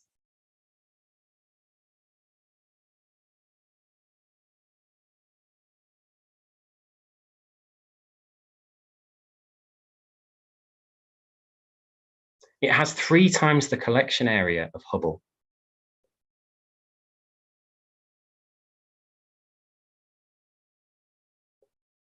And some of its instruments have to be cooled to 7 degrees above absolute zero. It's an incredible feat of engineering when you think about what we've put that far away from the Earth.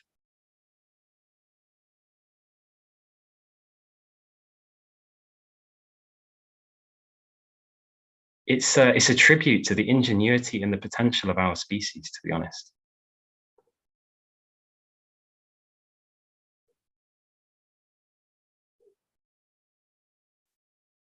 But what I find even more remarkable is that Hubble was only launched 30 years after Sputnik 1, the first ever satellite in space.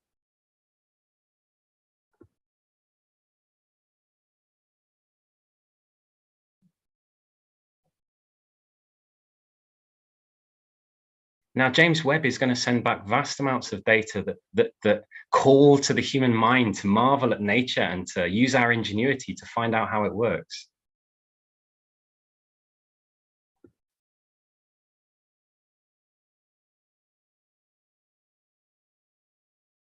And yet capitalism is plunging the vast mass of humanity into a state where the only thought that can possess them is, how can I survive?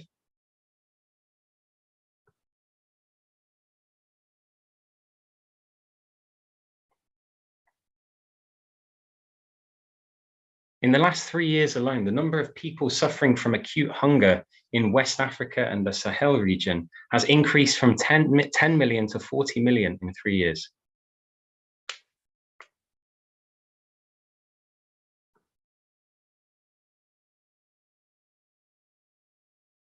That's just one region of our planet.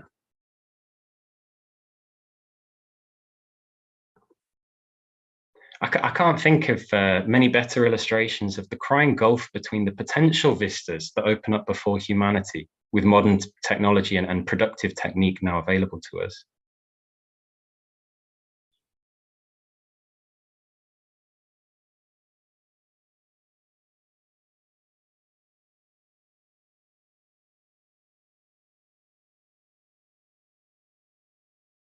And the bitter reality for the vast majority of human beings.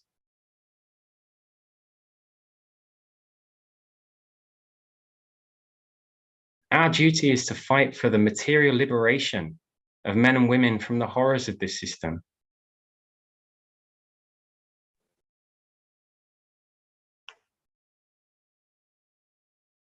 And materially liberating billions from the struggle for survival will also mean liberating billions of minds.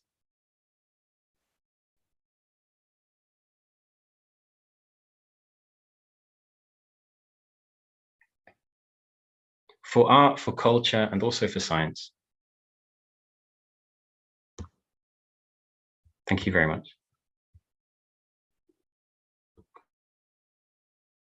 That was absolutely fantastic, Ben. Thank you so much.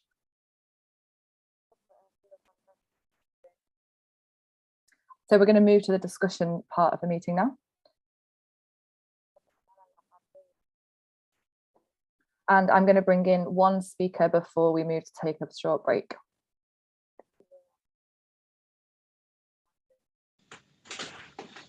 So the first speaker that I'm going to bring in is going to be Daniel from the British section.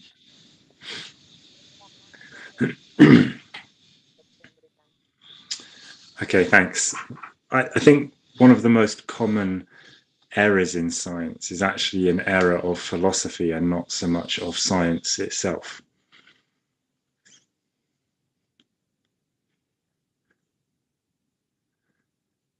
Frequently, scientists tend towards what we call reductionist explanations.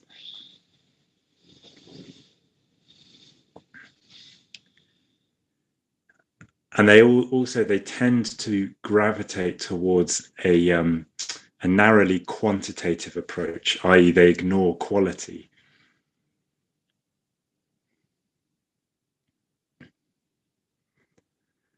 In the main, I think scientists are attracted to, or they look for, definitive and measurable proofs for things.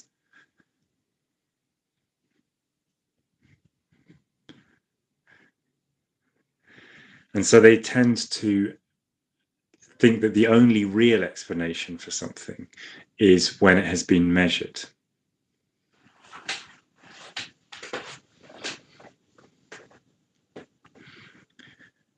And I think these problems are particularly acute when it comes to the science of consciousness.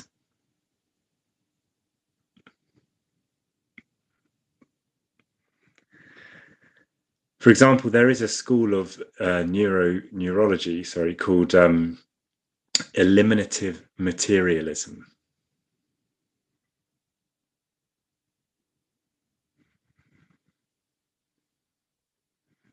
One of its main proponents is called Paul Churchland.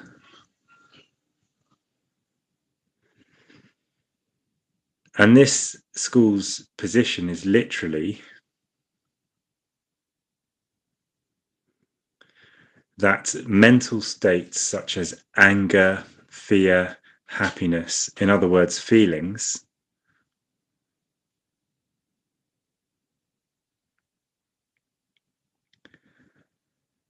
literally do not exist. And this is because they say we can find no hard or measurable evidence for them when we study the neurons that make up the brain.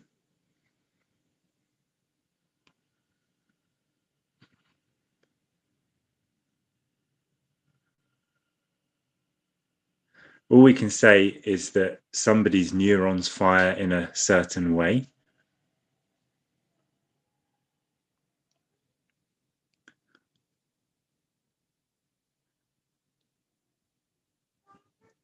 And that is associated with certain observable behavior.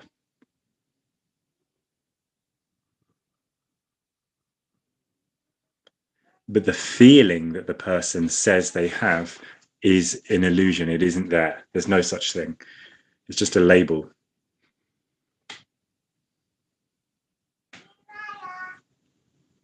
This is, I think, like saying that water is not wet. In fact, there is no such thing as liquidity, because all we actually have is lots and lots of individual water molecules.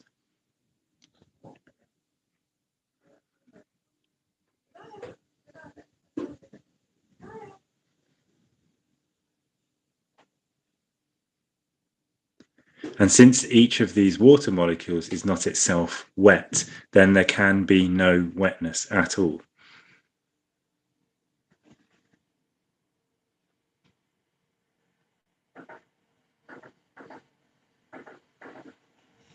So they completely fail to understand that quality is something that emerges from the sum of the relations of these parts.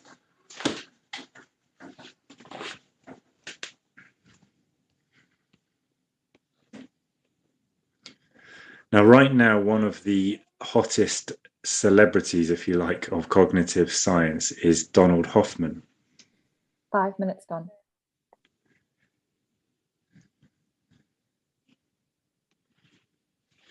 And he is guilty of one of the other errors. It's a related mistake.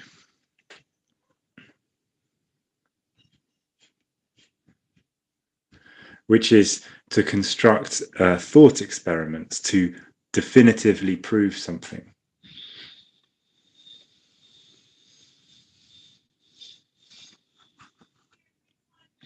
I think, again, scientists find these thought experiments attractive because they appear to provide a simple axiomatic proof that an empirical study can never quite provide.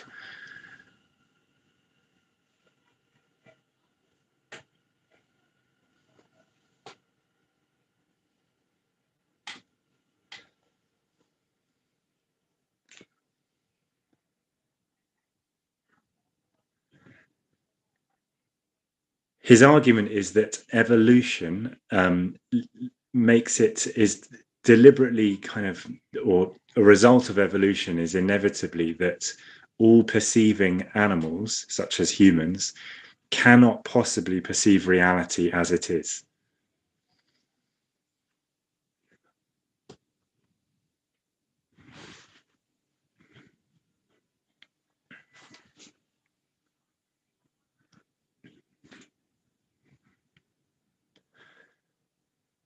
To prove this, he comes up with the following thought experiment.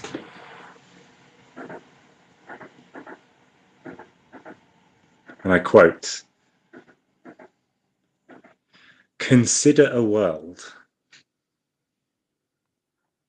So you can already see it's just a made-up scenario. Consider a world with a creature called Critter.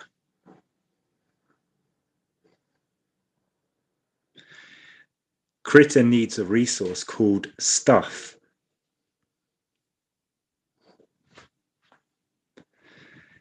If there's too little or too much stuff, Critter dies.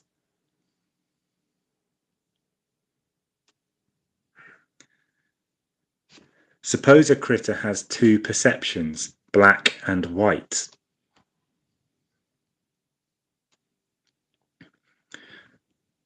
A truth-seeing critter would see as much as it can about the true nature of the world.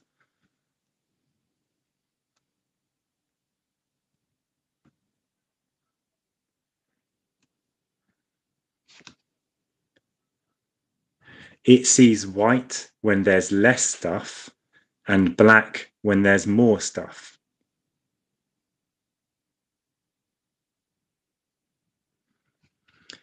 But a fitness-seeing critter, fitness meaning, perceiving what is useful for survival, a fitness-seeing critter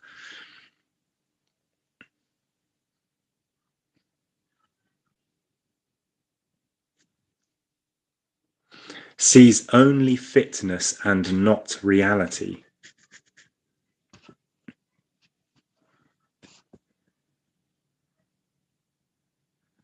It sees white when there is only the wrong amount of stuff, i.e. too little or too much.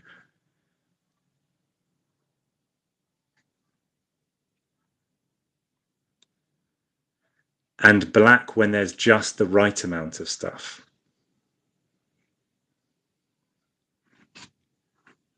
End quote.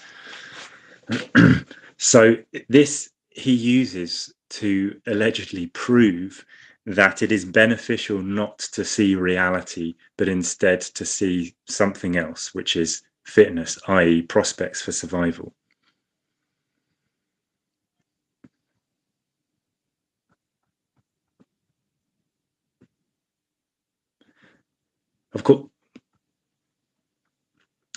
Of course, all that he has done is construct a made-up scenario deliberately designed to prove what he wants.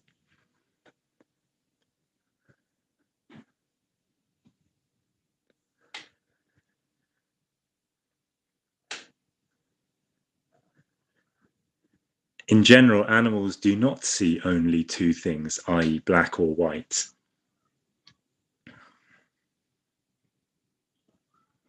And also they have to be able to understand a vast range of different things in order to survive in an infinite number of combinations.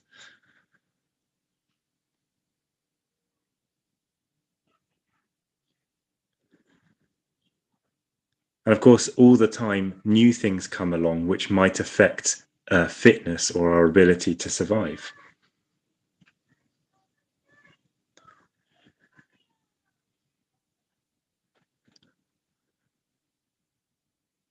Hence, in order to survive, perception obviously must grasp the nature of reality to at least to sum it to a significant extent. 5 minutes left.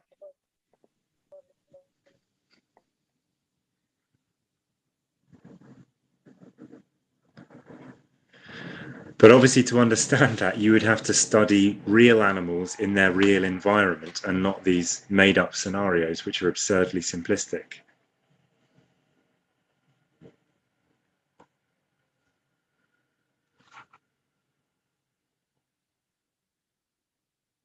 Now, this is perhaps a slightly extreme example, but it is quite typical of a lot of mainstream science in my experience.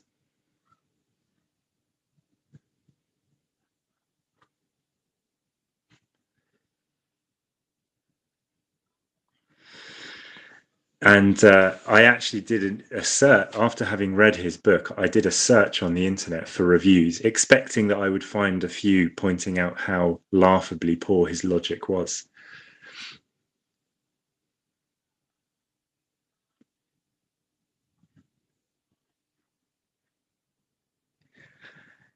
I didn't find a single bad review.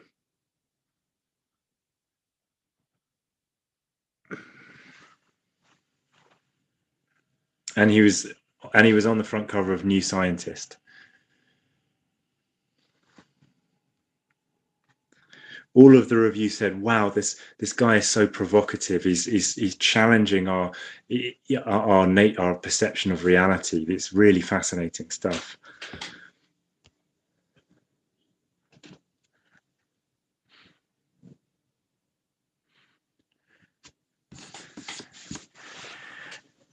Now, there are many people who, on the left, sneer at the IMT for daring to criticize many contemporary scientists and their theories.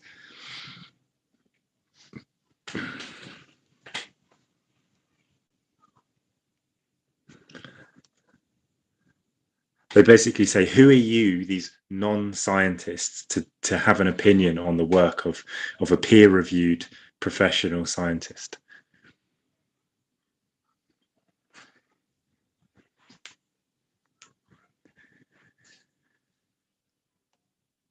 Although, by the way, that was not Engels's attitude, and many of the people saying this would say that they follow the ideas of Engels.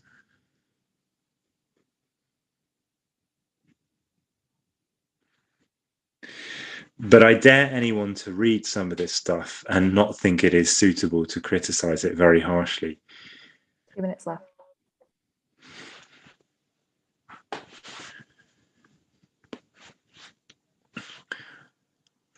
Or just to have listened to Ben's excellent lead-off and not conclude that his criticisms are very sound.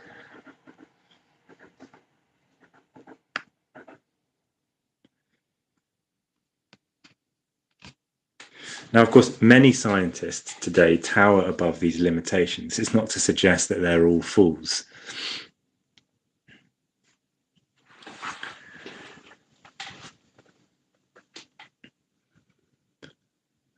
And many of their theories have a lot in common with dialectical materialism, in fact.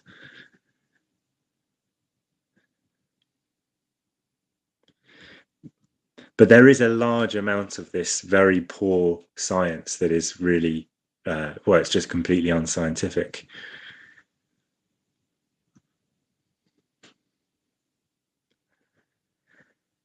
And it reflects the negative effects of competition and the marketplace in academia. 1 minute left.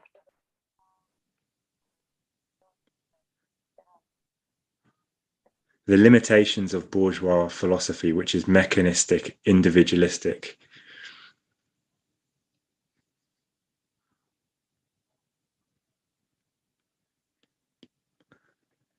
And the sort of the way in which a lot of science has been compartmentalized into different disciplines rather than looking at the interconnected nature of reality.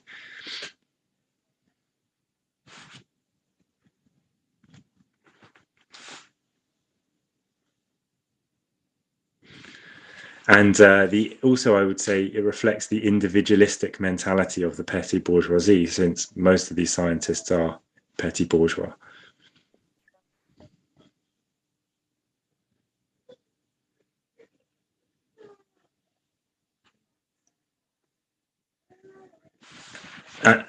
But of course, in a socialist society, those constraints from the marketplace would be removed, and I think science would go through an enormous flourishing onto a higher level, especially armed with the best ideas of Marxist philosophy, the method of Marxist philosophy.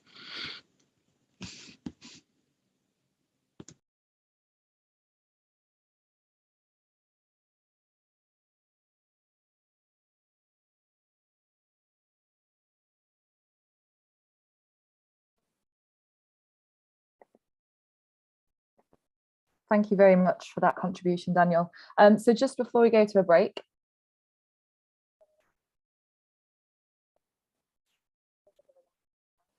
I just wanted to remind you that whether you're watching on your own or as part of a group at home,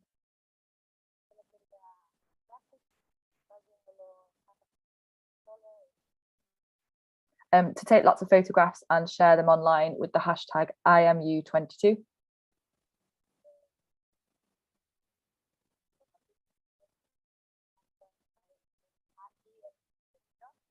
And I'm sure if you've looked already, you'll see the hundreds of Marxists, if not thousands, watching all over the world.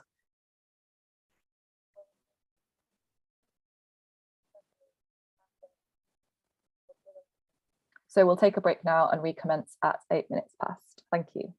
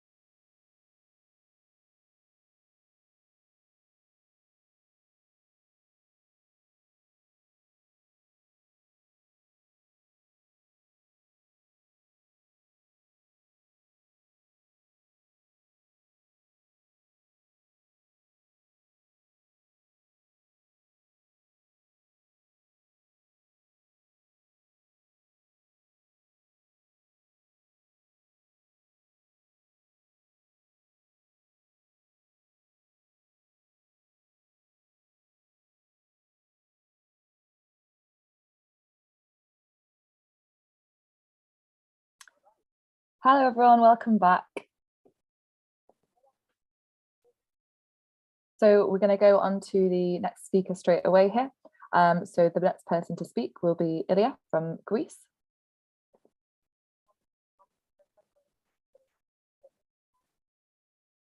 I've asked you to unmute there, Ilya, if you just want to accept that. I'm ready when you are. Okay. So, comrades, science has the task of uncovering the hidden laws operating in different levels of reality.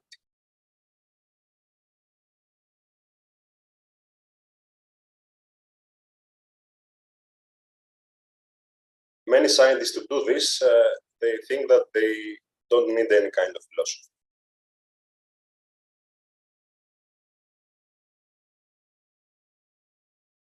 They think they only need the scientific method. But scientists necessarily approach their subject matter with certain assumptions.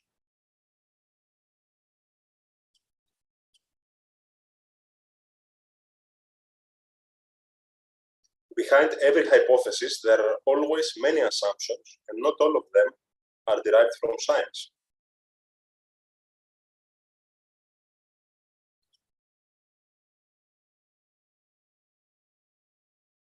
Many times they are derived from the philosophical outlook of the researcher.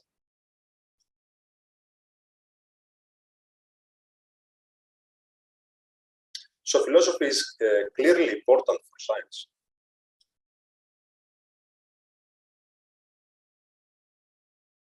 Of course, the role of philosophy does not and cannot replace the work of science in any field.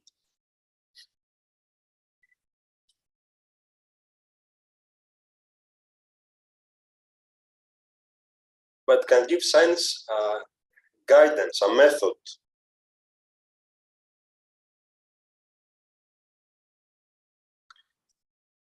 If it is the wrong philosophical approach,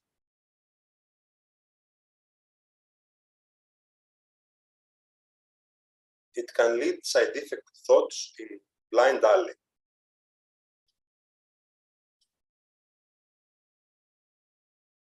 And this is many times the case. I would like to talk about one such example.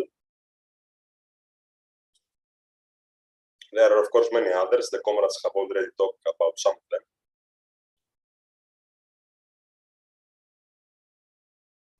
And this is reductionism.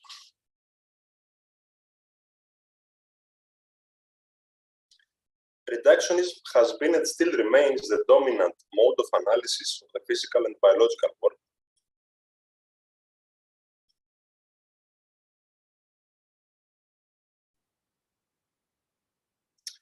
It is based on the false assumption that the world is a collection of fixed qualities and categories.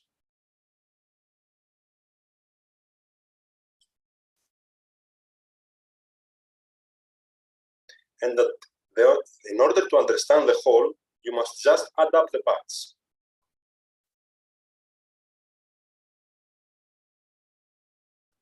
So the main task of science is to analyze the parts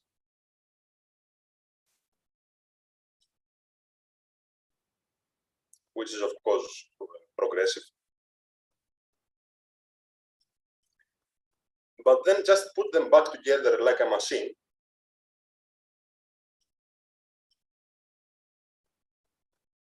And that will be enough to understand the whole system, which is false.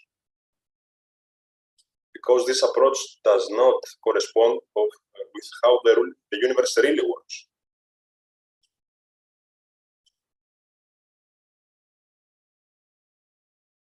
If we base ourselves on dialectical materialism, we will immediately dismiss the reductionist approach as a method of understanding everything.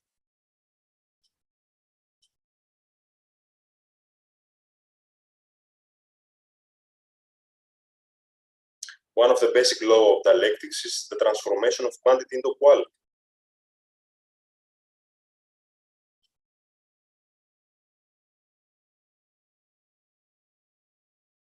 The universe is in reality a huge laboratory of constant such transformations.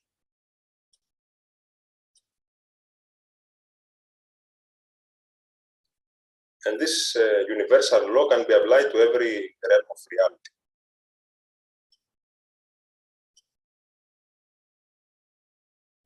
From this law alone, we can assume that the whole in every system is qualitatively different than the parts. 5 minutes gone.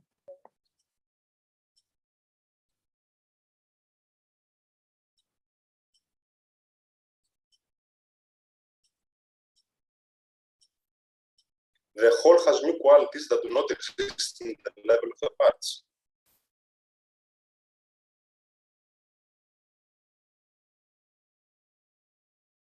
In systems theory, this has been described as emergent properties of a system.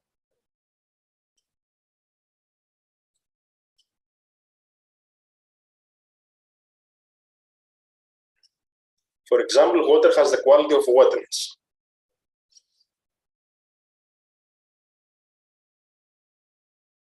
But this quality does not exist in isolated molecules of water.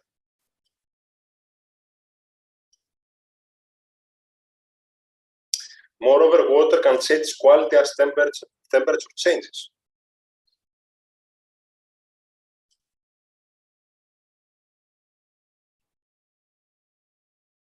From liquid can become solid or vapor.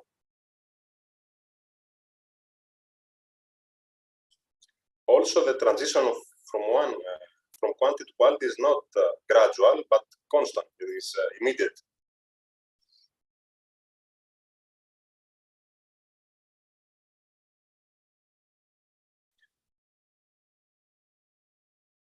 When we reach a critical point, you have a quick change from quantity to quality.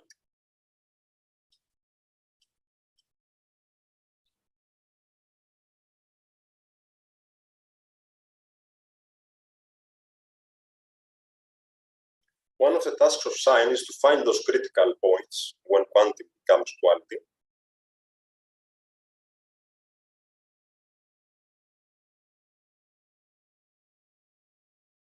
And also, what is this new quality?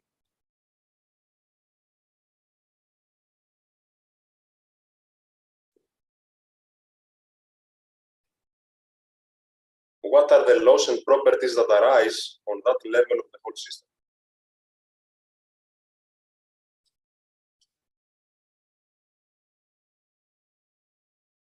That does not diminish the need to examine the parts, of course.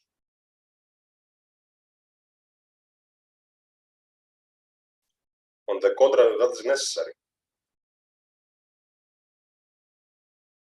It just removes the false assumption that from the parts only you can understand the whole.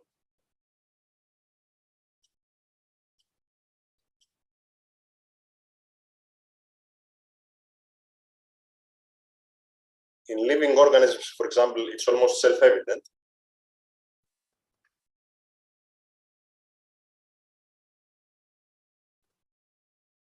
You cannot explain the behavior of a rabbit by knowing how the organs of the rabbit work.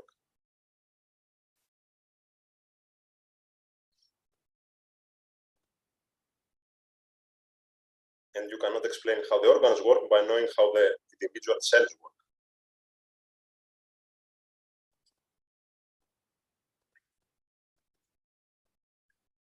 In biology, you had a rapid growth of molecular biology in the 1950s.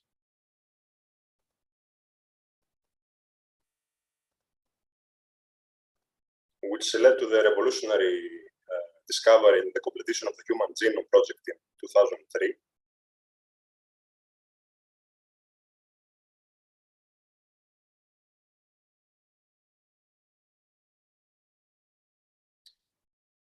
But this huge progress in science came with the baggage of reductionism and the belief that if we know all the parts, we will explain all the biological processes.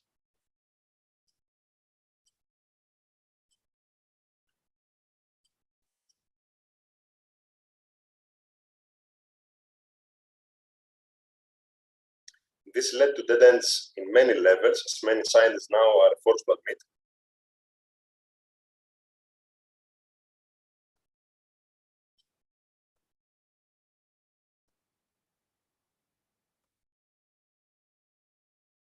In 2014, a prominent cancer researcher named Robert Winberg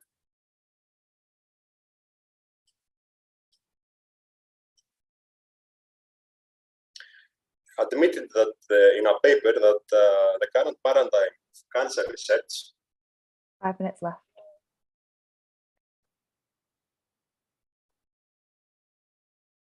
which of course is a reductionist paradigm,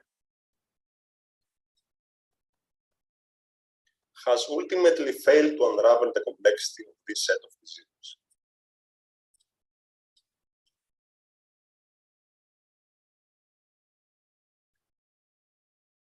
Reductionism not only led to dead ends, but also reactionary theories.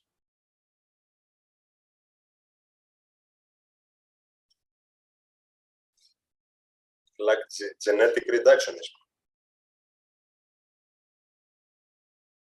which tries to understand human behavior and social phenomena from the point of view of the genes.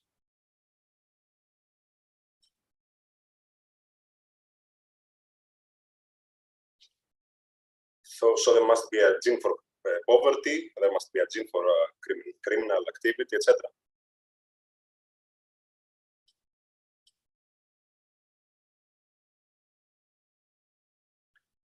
This reactionary theory, of course, was embraced by the right wing because it put the blame on the individual and not the system as a whole.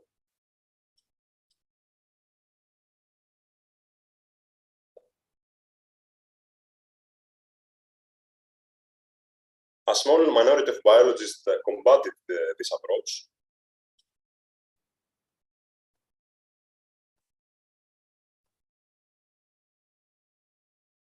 Not by chance, many of them had a different philosophical approach.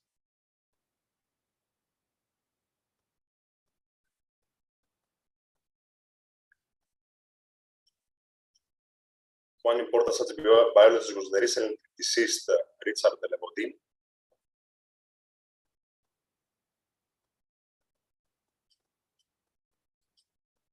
who was openly a Marxist and applied dialectical materialism, making huge progress in areas of biology,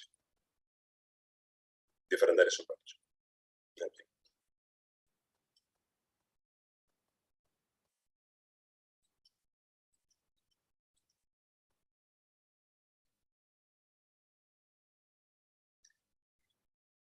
The cases of the inability of reductionism to explain complicated phenomena are mounting.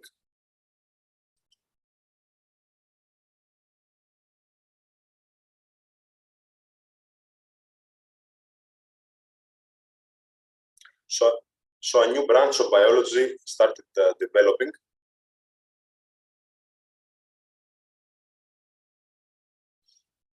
To give answers, and it's called systems biology. This branch of biology was affected by both from systems theory and chaos theory. 2 minutes left.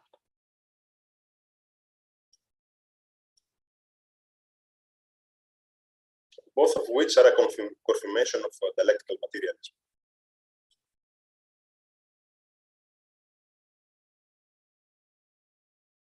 In short, it says that you cannot explain the whole system from the parts.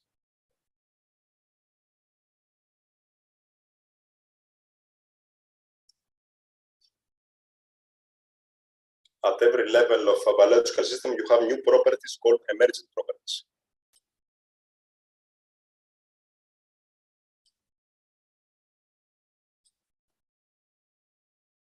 And it also, this branch of biology examines the phenomenon in its motion, not static.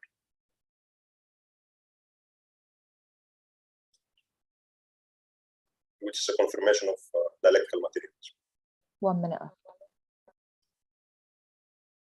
So to sum up, comrade, sooner or later, science must find the answers underlying and find the laws underlying every phenomenon.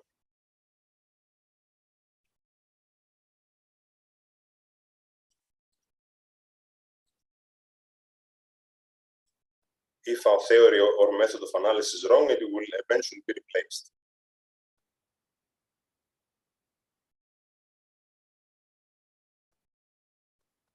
The problem is that the wrong philosophy method is costing science many years of mistakes.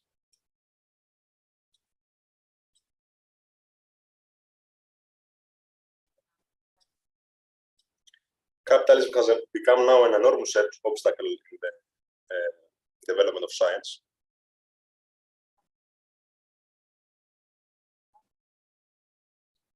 One of the reasons is the limitations of the philosophical approach, the capitalist philosophical approach of science.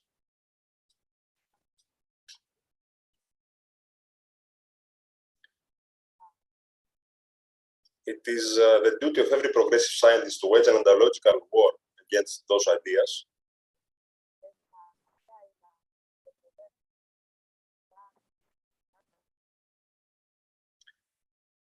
And finally, when the capital system will be overthrown, those ideas will be completely swiped out.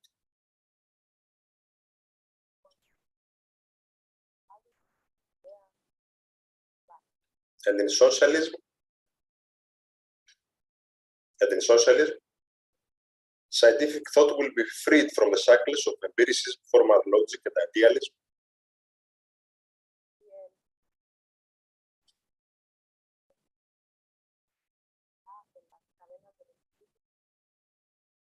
And will make leaps and bounds forward that we cannot even imagine.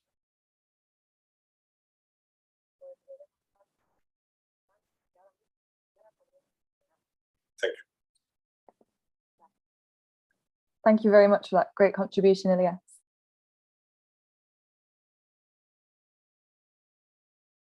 So just before I bring in the next speaker, if you are interested in learning more about Marxist ideas,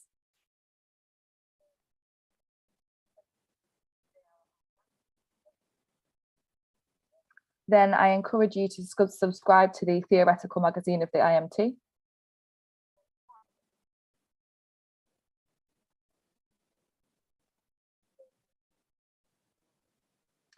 Which is called the In Defense of Marxism magazine.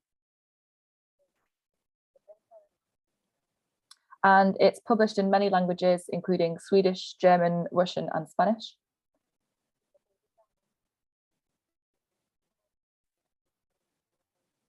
And you can subscribe at marxist.com/magazine.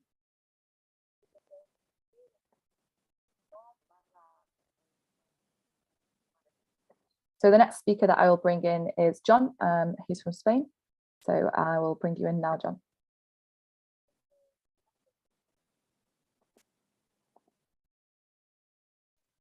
Well, hello everyone from the Basque Country in the north of Spain.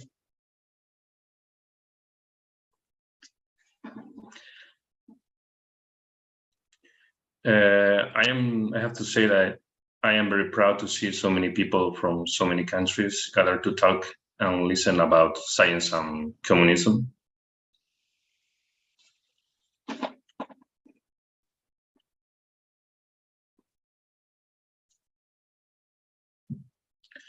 So, in its beginnings, capitalism was a leap forward for humanity.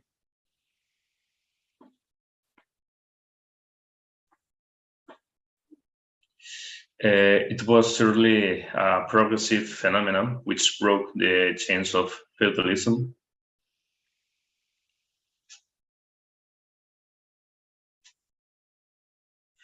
Group workers in work centers with machinery, production chains, economy of scale.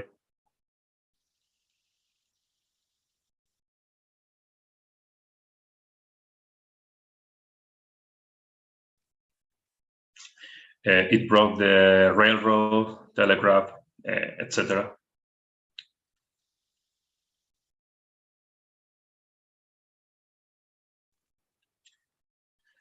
Then fierce competition promote investment and scientific improvement.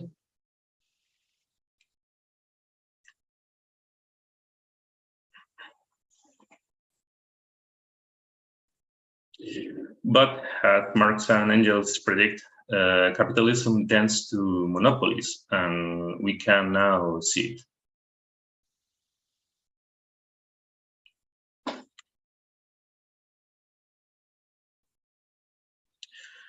A few big companies share the market, especially in science and technology.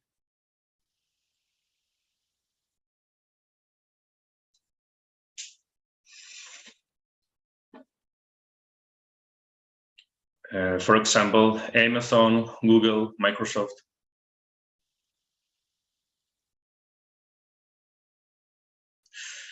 Nowadays, there is hardly any interest in big investments, in big improvements.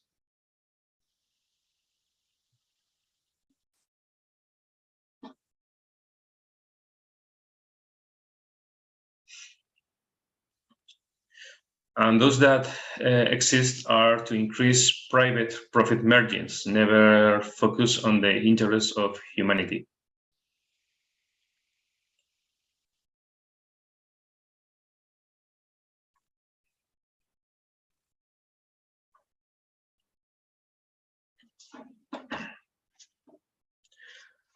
We can see how for example, electric battery patents are kept by the oil giants.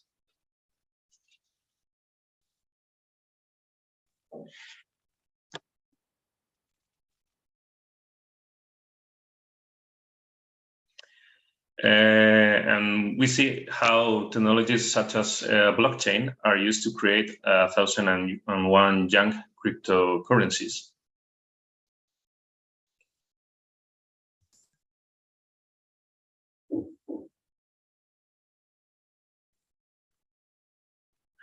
Which, instead of making the banks disappear as they promised, they have created new and much worse ones.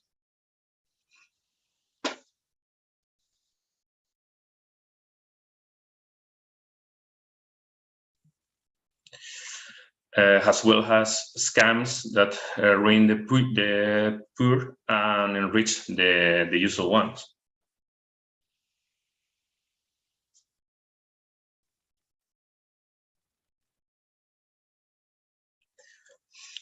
However, blockchain has such is a good technology.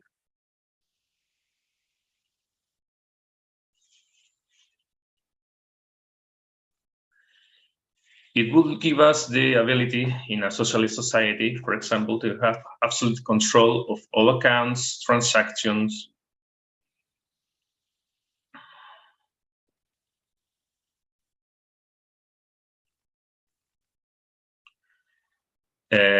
production chains, and so on, in a transparent and in a public way.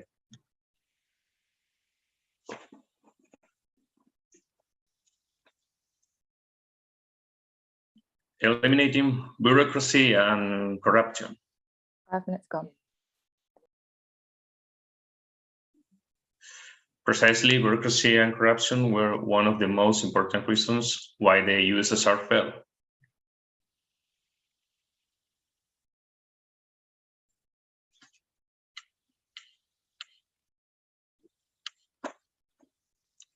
Therefore, we can see that we already have the technology to help prevent that from happening again.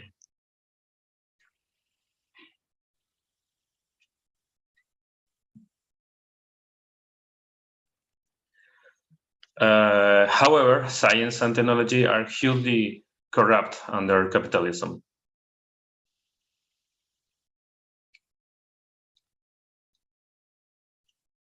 You cannot build an utopia inside capitalism.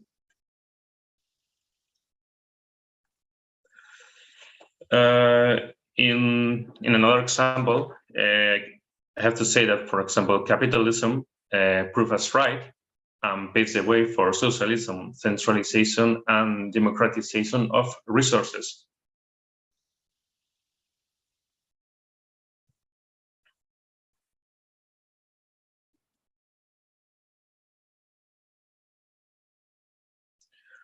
For example, another example of this can be seen with cloud computing.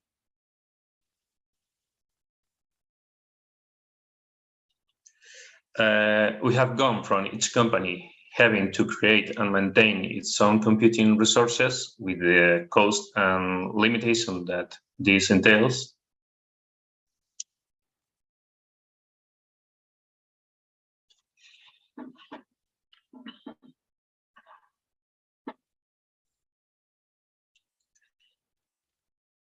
To the existence of monopolies, such as I said earlier, has Amazon with its Amazon Web Services, Microsoft with Azure, and Google with its Google Cloud.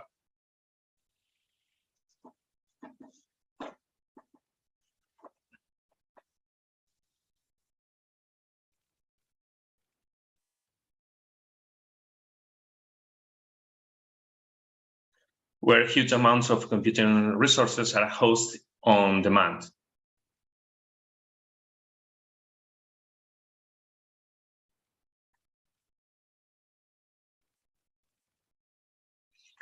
In a socialist society, for example, we could already have computer services on demand in a centralized cloud.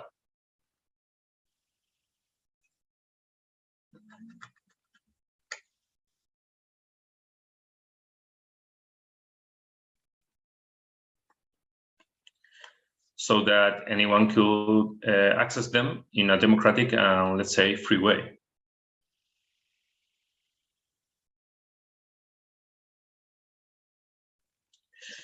A socialist and harmonious control of these resources would allow them to be distributed equally and reasonably.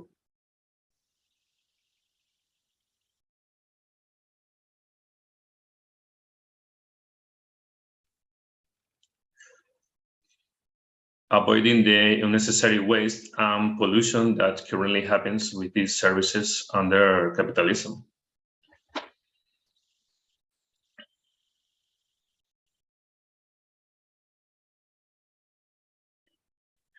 So again, we can see that we already have technology to create socialism and to solve the problems of capitalism.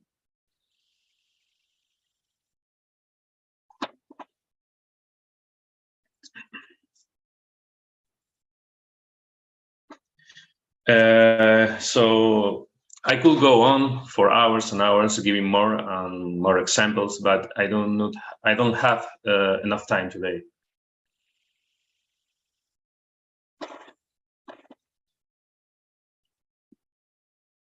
So, comrades, as we have seen during these days, I think it is clear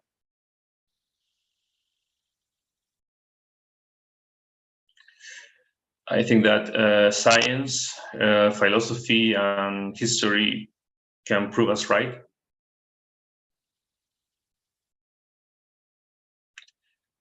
And even more, the present is for sure also proving us right.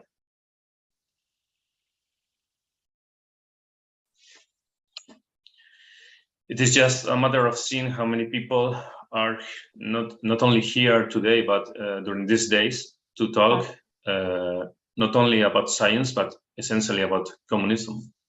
5 minutes left.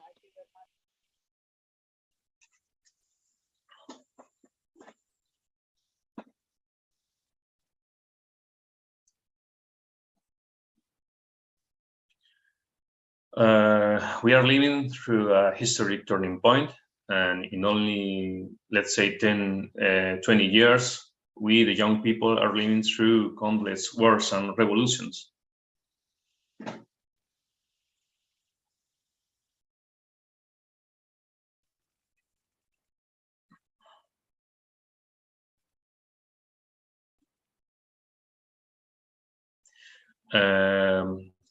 One of them, one of those wars is right now in the heart of Europe, in Ukraine.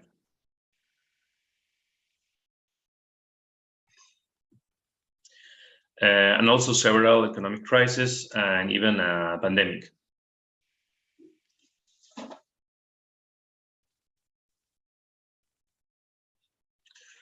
So people are saying right now enough is enough. People are deciding to fight.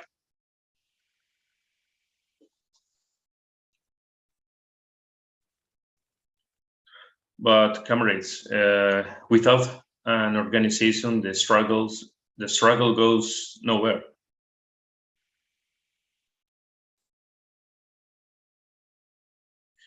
Therefore, comrades who they do not belong yet to an organization,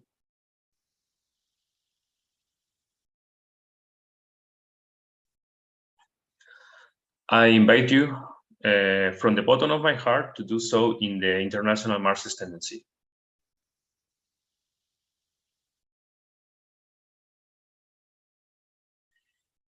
In my opinion, there is no other organization that takes as much care of theory as ours.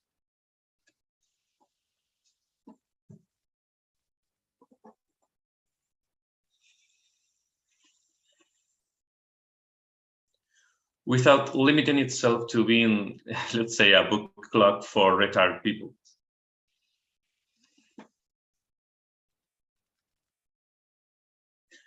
With all my respect for these people, but you know, some comrades who have unfortunately suffered the oppression of the police and other dogs of the state know what I am talking about.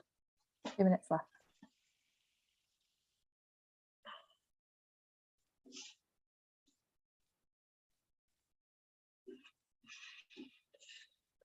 So comrades, they will not steal our future. It will be socialist, or it will simply not be.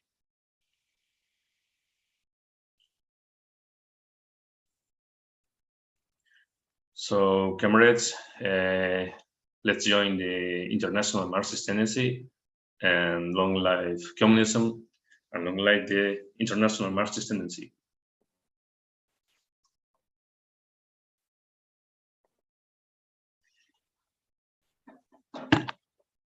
Thank you. Thank you very much for that intervention. So we'll move now to the last speaker for this session, and that will be Pascal, and he is from the British section of the International Marxist Tendency. So I'll just spotlight you now, and Pascal, when you are ready. Hey comrades. In 1966, the American science journalist John Hogan wrote a rather provocative book titled The End of Science.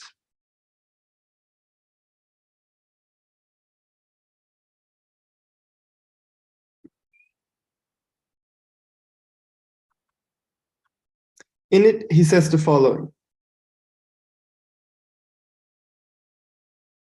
these are trying times for truth seekers.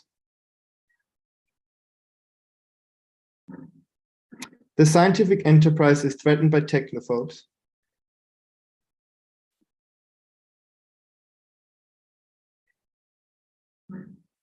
animal rights activists, religious fundamentalists, and most importantly, stingy politicians. Social, political, and economic constraints will make it more difficult to practice science, and pure science in particular, in the future.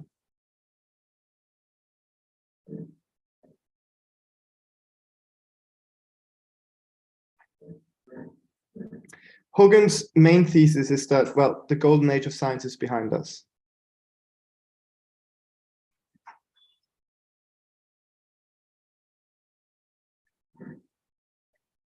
That most things which we can hope to discover have been discovered.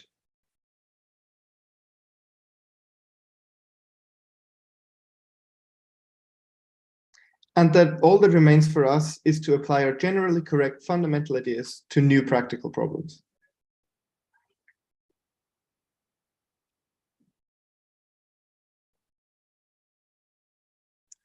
Other comrades have already touched on this idea, and this is not the place to deal extensively with Hogan's book.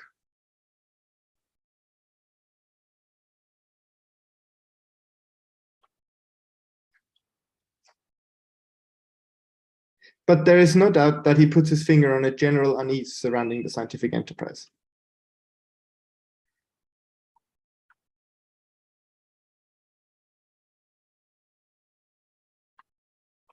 After all, it has been a century since the last truly great breakthroughs in fundamental science.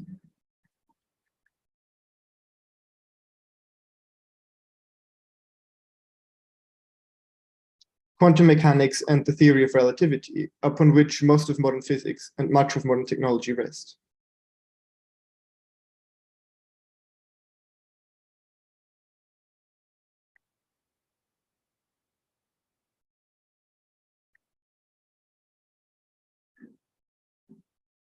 Theoretical physics, which was once regarded with a general sense of awe, now evokes rather a general sense of bemusement.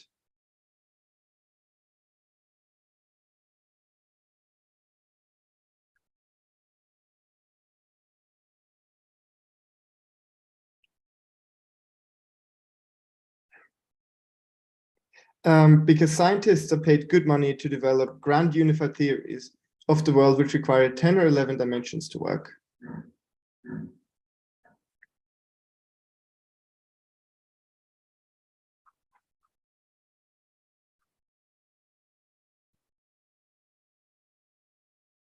And which have so far not made a single correct experimental prediction.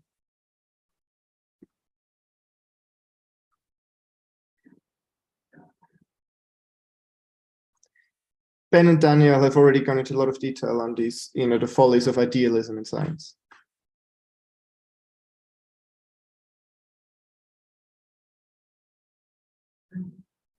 At the same time, experimental science is facing a replication crisis.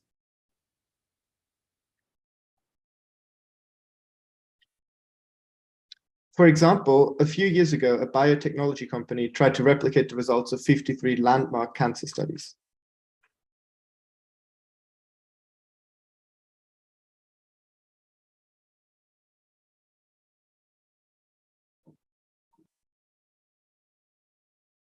Now, while this is being translated, have a guess in how many cases they succeeded.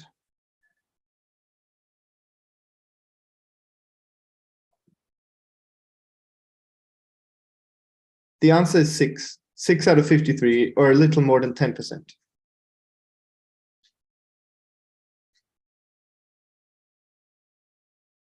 And science seems completely incapable of dealing with the greatest threat of our time, climate change.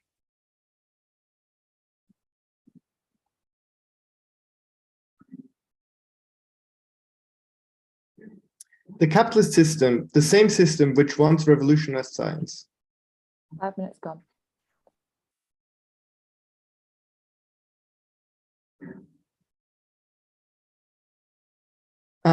This system, which put it on a materialist basis and which used it as a battering ram against all the privileges of the church and the feudal order.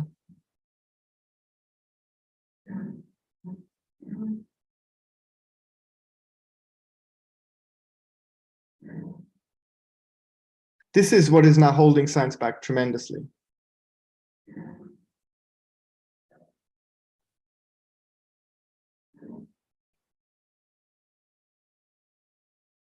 And to understand this, we have to understand that the capitalists have never invested in science for its own sake or because it is beautiful or inspiring.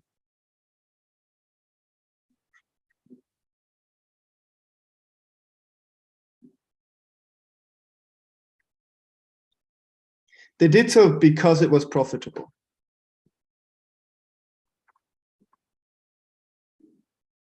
In the medical sciences, for example, this means that antibiotics simply aren't being researched anymore.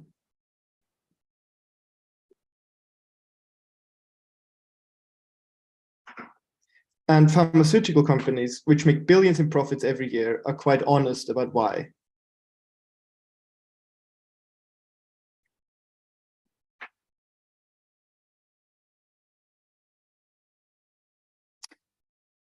It is simply less profitable to cure a patient than to develop, say, a lifestyle drug that they can be sold for years.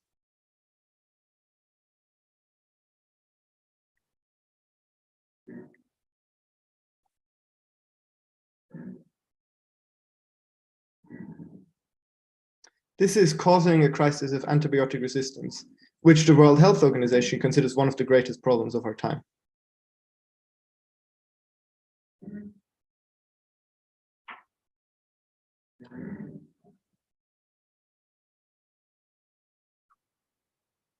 More generally, science allowed the capitalists to revolutionize production.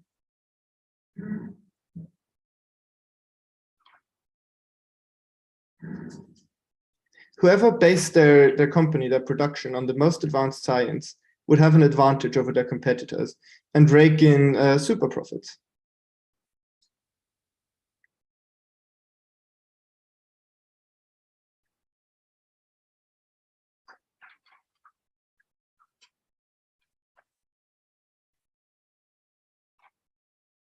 To date, the capitalists have neither the interest nor the means to use science in this way anymore.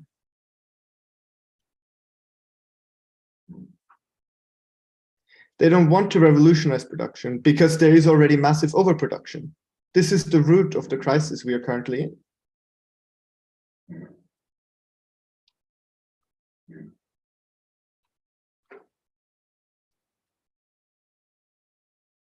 And because of this same crisis, they cannot invest in science in the way they used to.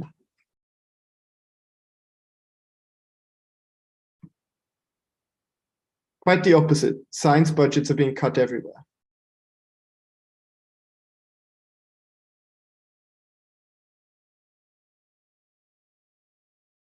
In the USA, which is still the largest economy in the world, funding for fundamental science declined from 40 to 30 billion, by 25% in the span of only 5 years last decade.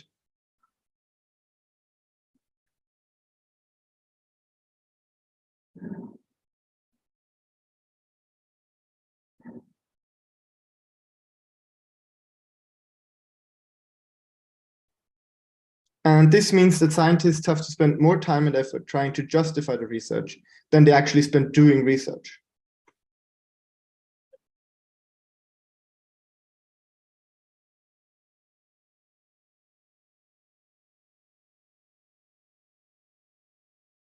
This leads to completely perverse incentives. These days, to make a living out of science, it's not that important that you actually do good research.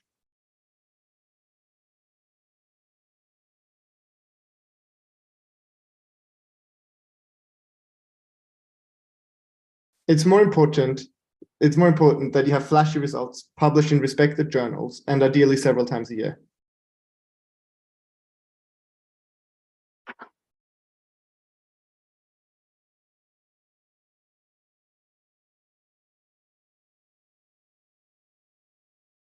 So scientists who also have less money to properly double check the results are incentivized to cut corners, to fudge the results, or even to commit outright fraud.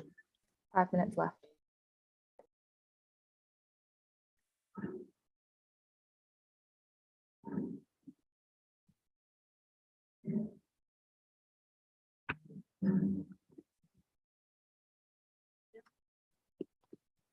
As a result of the same pressures, research has become more short-term in its outlook.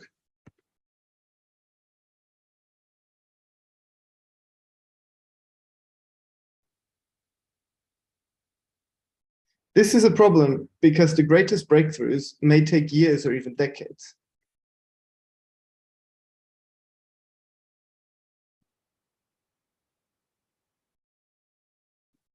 Peter Higgs, who you might know for predicting the Higgs boson decades before it was discovered experimentally,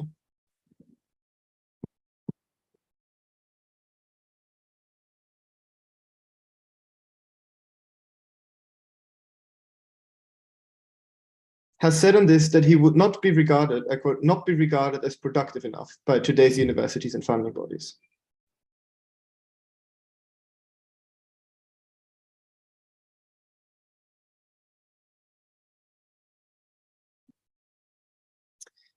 This is a man who's won the Nobel Prize recently.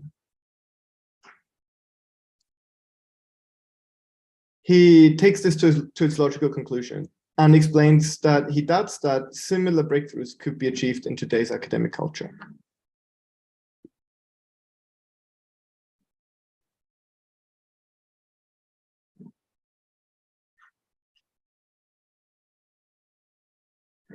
Now, I don't want you to leave you with quite as bleak a picture.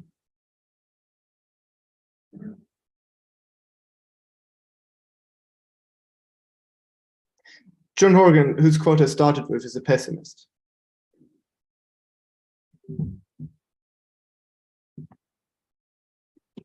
He is only almost correct that there will be no more scientific breakthroughs.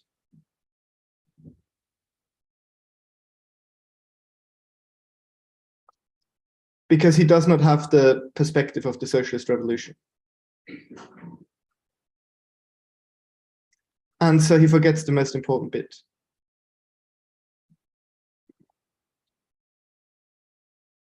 There will be no more scientific breakthroughs as long as capitalism is allowed to continue to weigh down human spirit and human effort.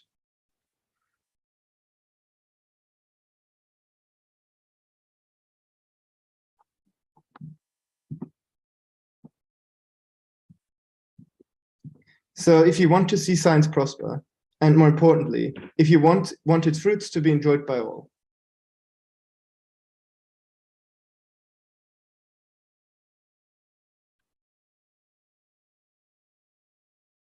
then there's only one thing you can do. 2 minutes. Get involved in the struggle to overthrow this decrepit system and fight for socialism.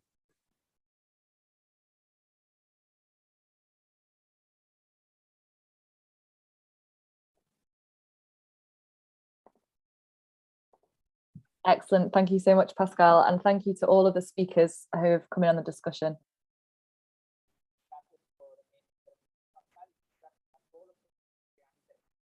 You've all given us lots to think about and to go and read more about. And on that note, if you would like to read more about the topic that's been discussed today about dialectics and about science, then I would direct you to our bookshop, Well Read Books,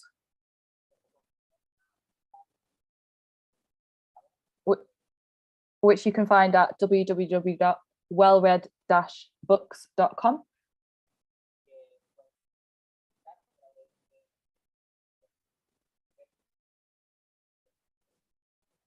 And there are 2 books that you'll find there that I would particularly recommend.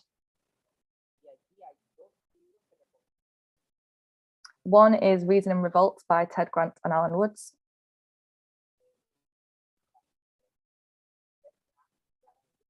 And the other one is Dialectics of Nature by Friedrich Engels, which are both fantastic to deepen and develop your knowledge.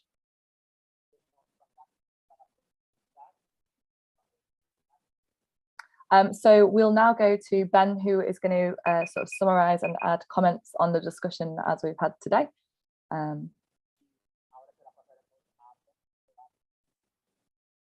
So when you're ready, Ben.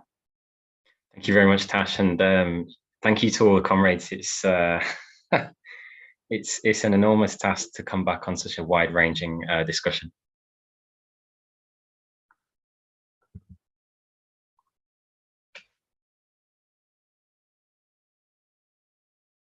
But I'll do my best. So I wanted to start by talking about something that Ilias, and I think Ilias and Dan touched upon a similar thing.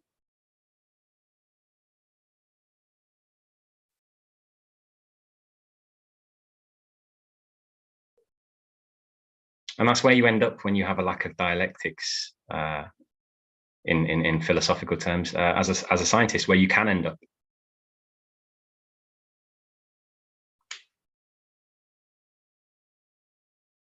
Because of course, all of the description of the Darwinian evolution and the various discoveries about stellar history, the history of our Earth, geology, these confirm dialectics.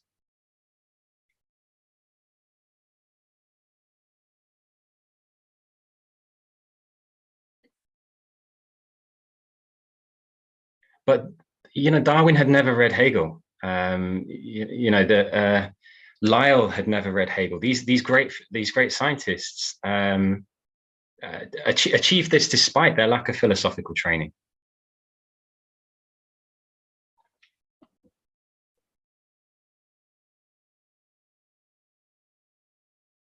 And I think particularly when we get to those sciences which are closer to the vital interests of the capitalist class, a lack of philosophy can become fatal.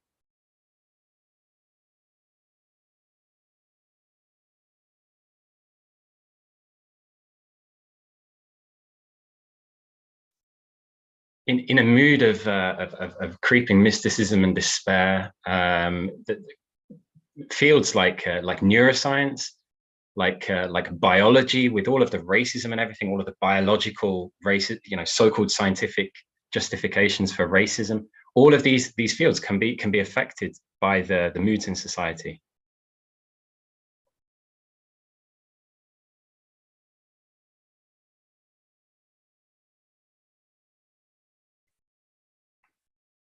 all these prejudices can find their way into the sciences, can be reflected in the sciences.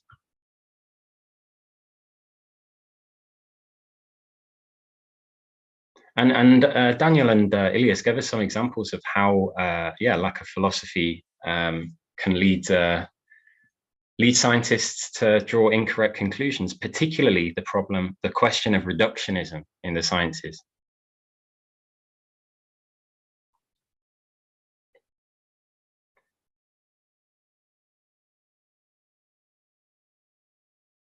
Well, Daniel talked about this, mentioned that some quotes and points by this idiot who claims that emotions don't exist.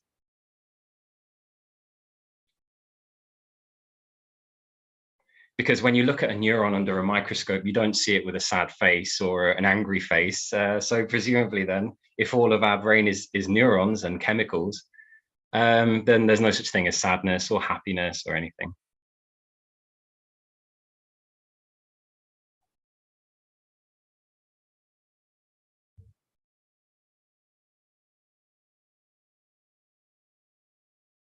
This is the I said before, don't imagine that scientists today have taken a step forward since the 17th century. This is the same philosophy put forward by Descartes, his idea that animals are mere mechanisms.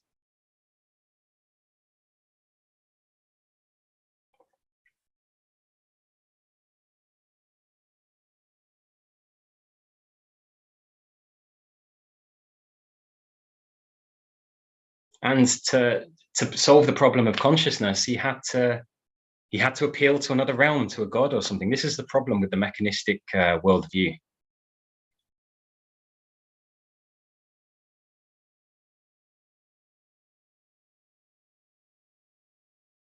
Because no matter how you twist and turn the parts in their isolation, you'll never find the qualities that define the whole.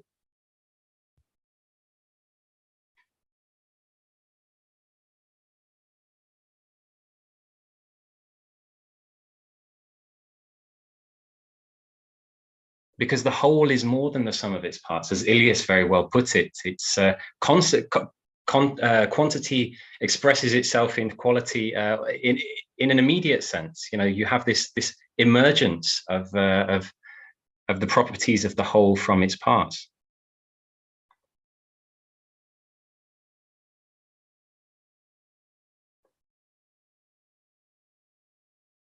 And many neuroscientists have been led into a complete wilderness of confusion because they don't understand this dialectical outlook.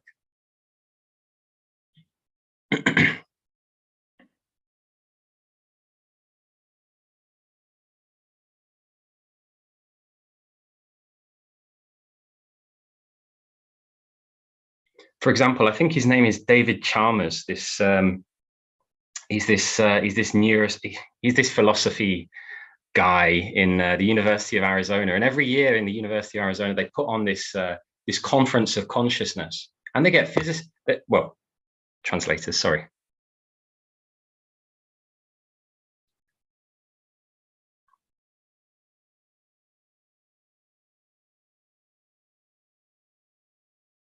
And they get leading philosophers, they get leading neuroscientists, even Roger Penrose, the Nobel Prize winning physicist, he regularly has attended.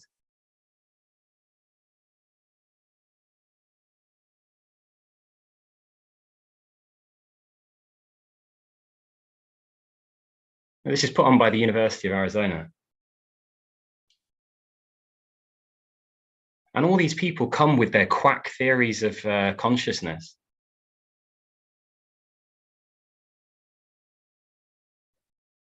And alongside them, you have sessions being put on by mystics on meditation, yoga, and this sort of stuff. These are the best minds of academia today.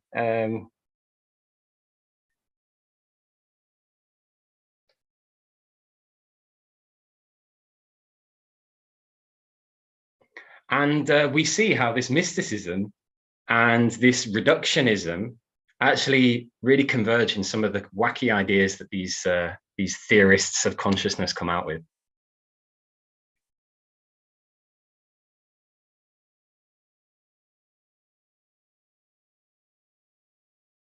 one of their theories of consciousness is that consciousness is basically a property of matter. It's the degree to which matter organized can integrate information.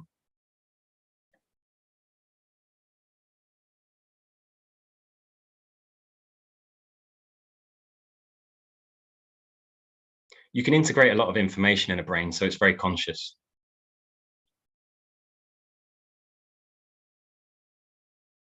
But everything else can also integrate information, so everything else is a little bit conscious. A stone is a bit conscious, a molecule is a bit conscious. They actually believe this stuff.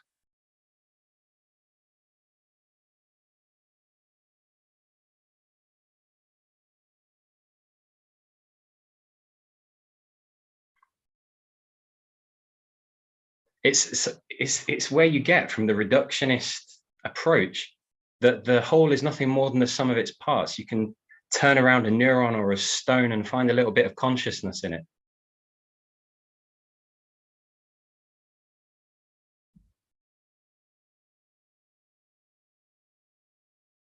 And there are other theories that come out of this same conference. Roger Penrose has a pet theory as well.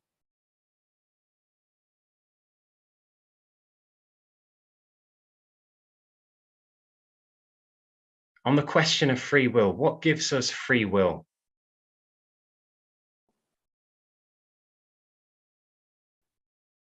Because could you please speak in slightly smaller sentences for the translators? Thank you. My apologies to the translators. What gives us free will? For Penrose, the idea that the world is determined by a deterministic necessity is incompatible, completely incompatible with free will.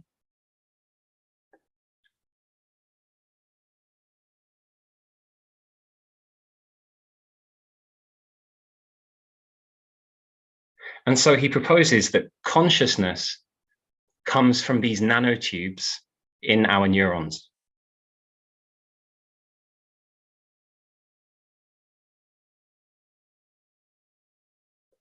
Because they're of such a small size that you can have quantum tunneling across them.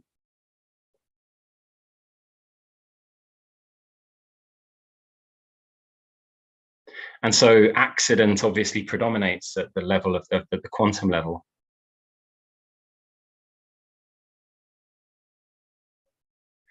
And therefore, this is presumably where consciousness comes to us, from some quantum realm.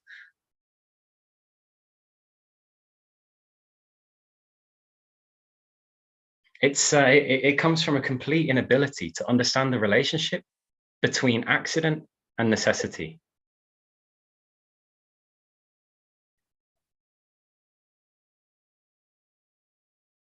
We as Marxists understand that accident and necessity, they're not opposites, they're two sides of the same coin.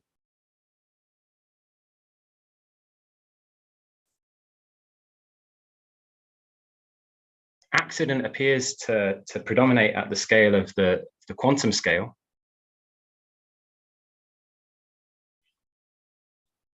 But that can resolve itself into regular Newtonian motion at the macro scale.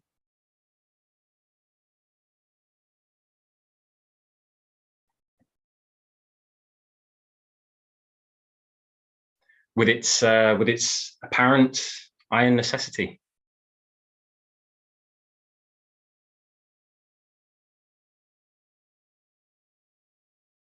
Take each of the molecules in this room that I'm sat in here and examine them.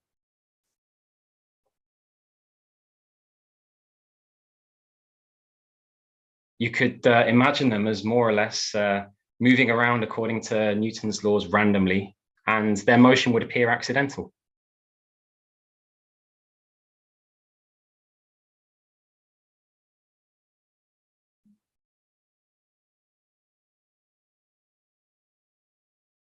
But take enough of those molecules, and you have the necessary laws of thermodynamics, the ideal gas equation that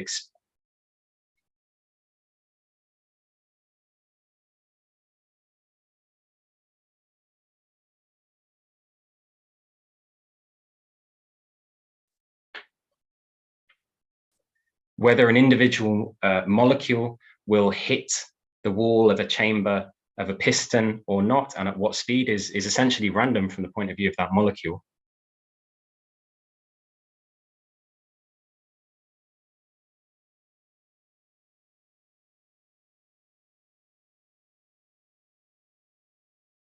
But taken from a bulk perspective, all of the molecules taken together will apply a very specific pressure at a certain temperature with a certain energy.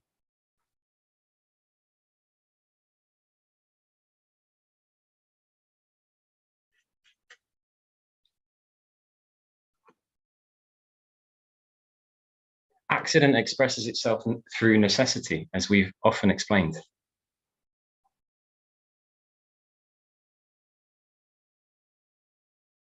This is a complete closed book to people like the Nobel Prize winning Roger Penrose.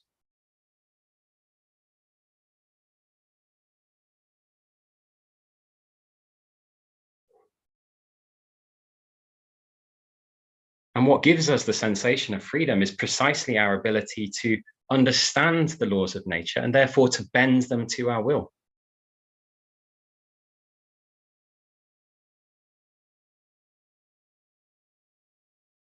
Now, on Penrose, there's a certain, I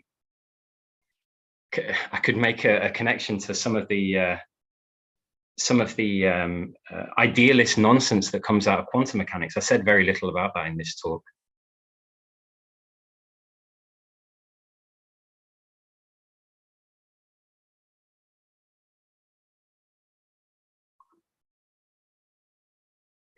But I don't have time to talk about that, so I'm going to cut that out entirely. Yeah. Okay. Yeah, I'll have to move on a little bit. So apologies for that. But yes, to move on to some of the things that Ilias was talking about, the idea of biological reductionism.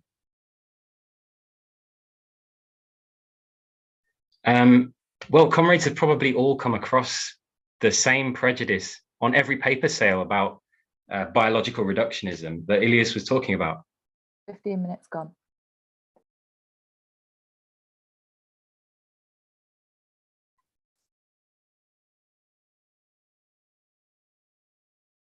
Whenever you're selling our literature, talking to friends and family, I'm sure there has been an occasion where every socialist has been answered with the following answer to their arguments.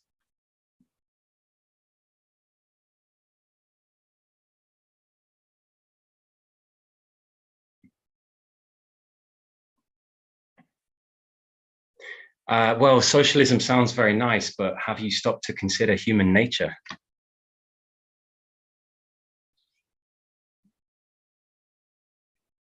The implication expresses a reductionist philosophical prejudice.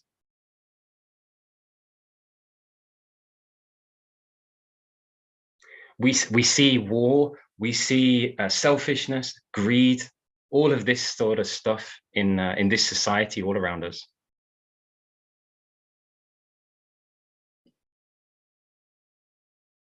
And this society is nothing more than the sum of its parts, the individuals that make it up.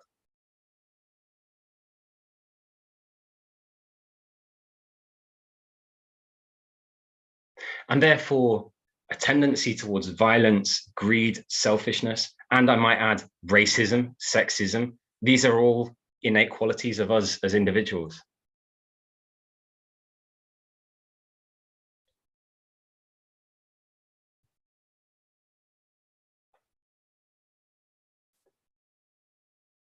It's a static, undialectical attitude towards human nature, that it is this inherent thing that is a part of our essence.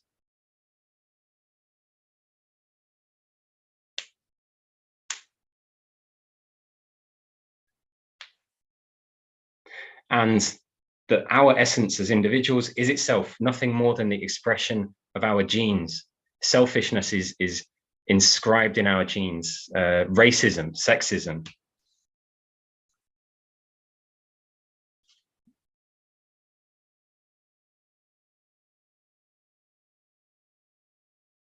This is you get this prejudice expressed on a paper sale, or to your friends or workmates.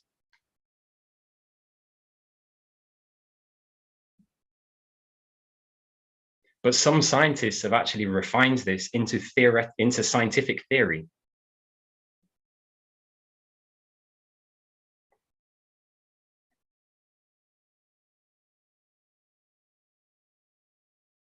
You have so-called evolutionary psychology, sociobiology, scientists like E.O. Wilson.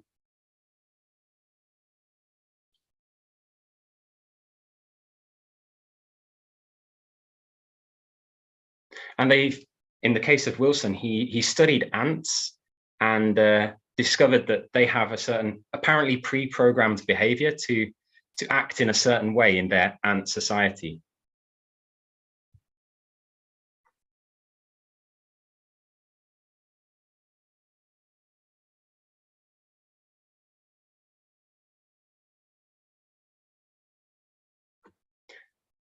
And he extended this to explain all of the social phenomena that we see in human society can be presumably reduced to some sort of genetic predisposition to this social behavior.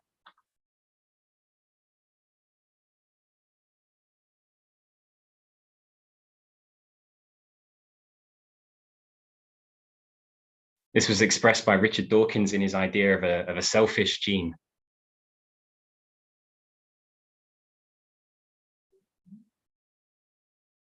That simply wants to reproduce itself, and we are merely biological vessels for the reproduction of the gene.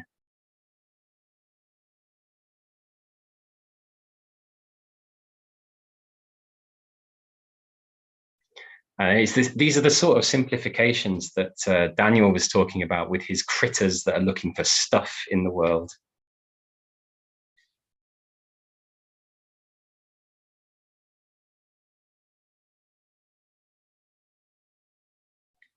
Arbitrary, abstract constructions which reality is forced into. They are taken for reality.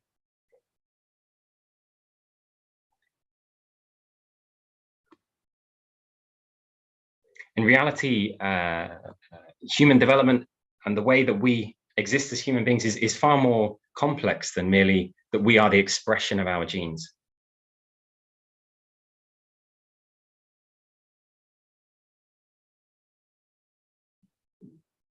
The Human Genome Project that Ilias mentioned uncovered that we only actually have about 100,000 genes.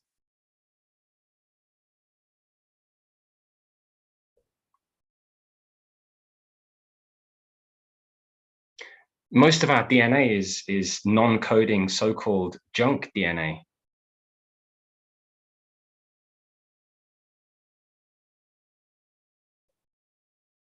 But they've not recently, but in more or less recent years, discovered genetic diseases which are associated with this non-coding DNA.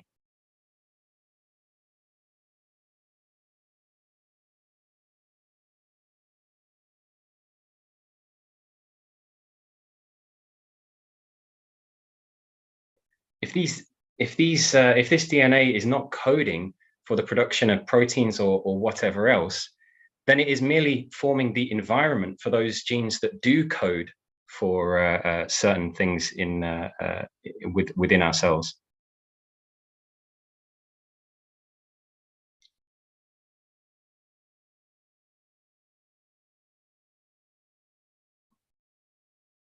And so clearly it's an interaction of the genes and their environment, which includes junk DNA. It includes the hormones, the situation, the chemical situation within the womb at each stage of life.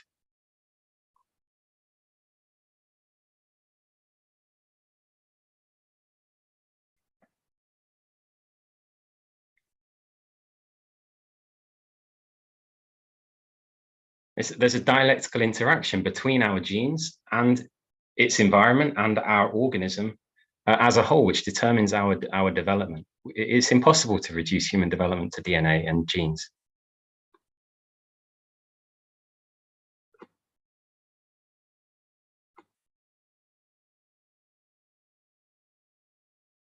And in fact, they've shown that certain characteristics from an organism can be inherited epigenetically, that is to say, not through our genes, but through certain changes within those genes, how they are switched off and on during life.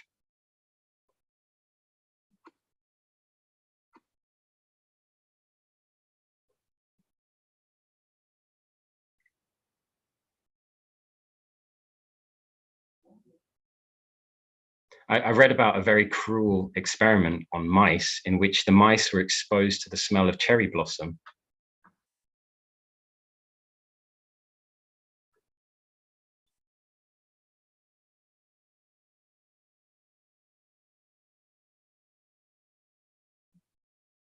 And they were then electrocuted.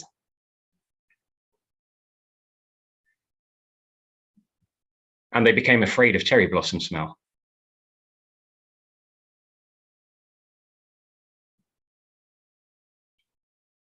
And that fear of cherry blossom was actually passed down for 2 generations, which I find fascinating. Their children and their grandchildren were also afraid of the smell of cherry blossom.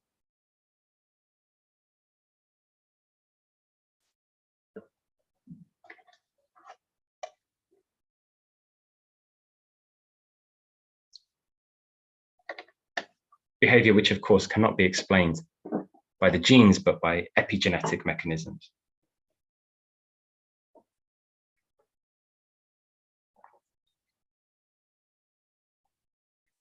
Comrades John and Pascal, briefly, before I have to sum up.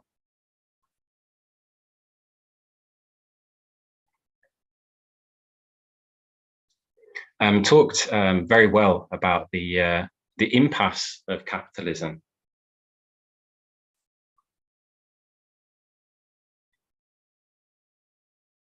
And the potential of the product that exists in technology, in science.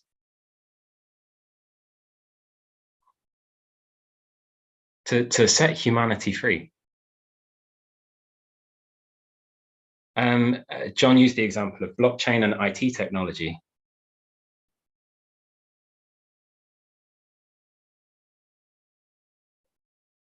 I just want to mention the example of fusion technology, which is not a silver bullet for climate change, but it's an important area of active research. 5 minutes left.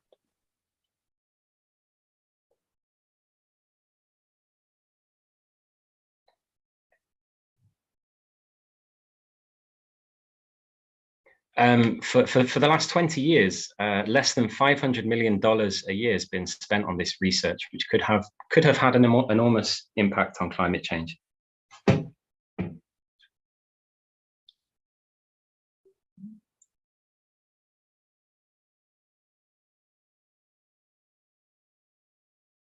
That's less than is spent on research and development of new disposable razors each year.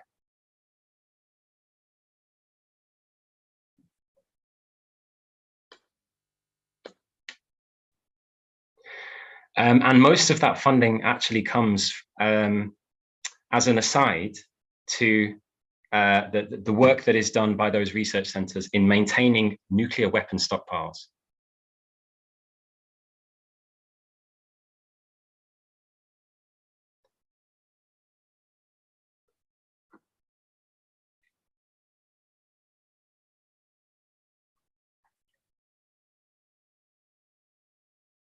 Now, Pascal mentioned all of the other ways, besides the philosophical aspect, which I focused on, that science is mired in the crisis of capitalism.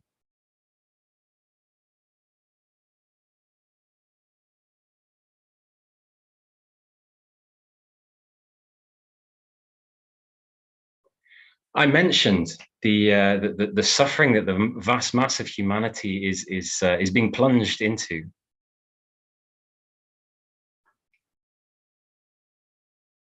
But under class society, the masses have always suffered.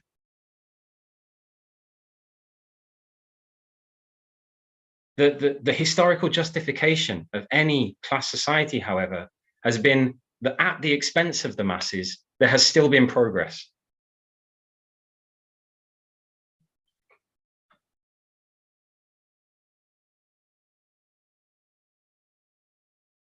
Jordi talked yesterday about the horrors of the Spanish conquest.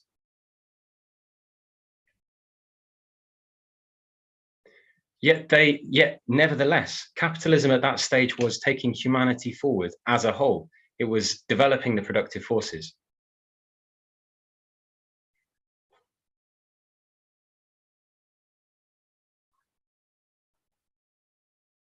Developing science. Can we say that now with the replication crisis, the publish or perish situation in universities? 2 minutes.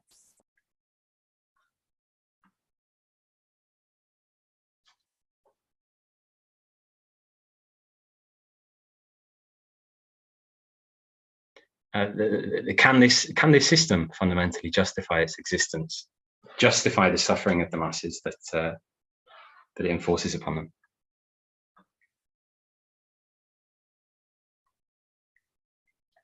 I'm going to finish with this quote because I really like it.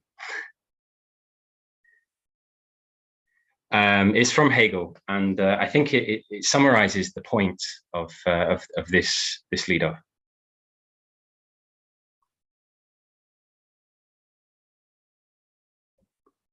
He says, "Our youth has been persuaded that they possess the truth without further ado.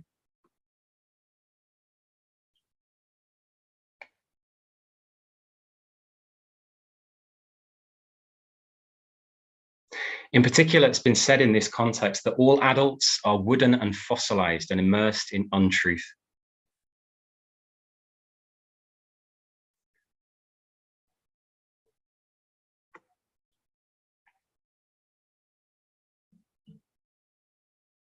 The dawn has appeared to the young people, so they say.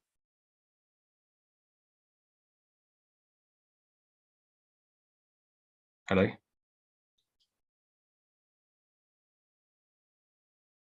I can't hear the translation.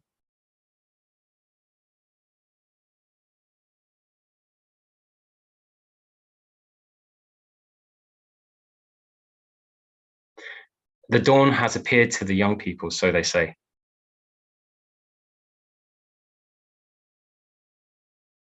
But the older world is stuck in the muddle and morass of the everyday.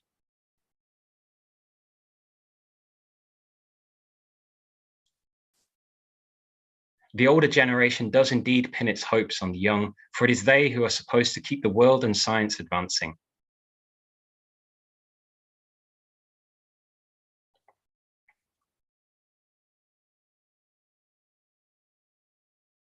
But this hope is conferred upon the young only insofar as they do not remain as they are.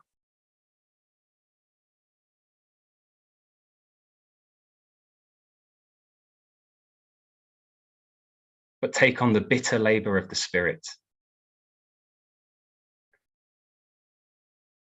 We are building a party of the youth, a party of the future. But we can only achieve what we can achieve if we precisely do what Hegel says.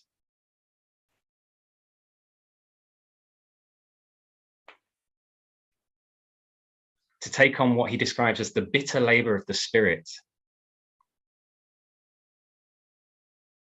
To really conquer dialectics, to be able to understand the dialectic in nature and in society and recognize it where it appears.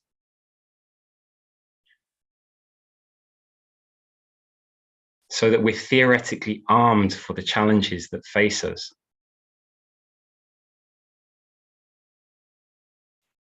In the struggle to overthrow capitalism. Thank you, comrades. Thank you, Ben, for a fantastic discussion. Thank you to all of the comrades who came in on the discussion as well, and also to all of you at home who are watching wherever you are. I think this discussion serves to show just how important Marxist ideas are, but also the scope of Marxist ideas.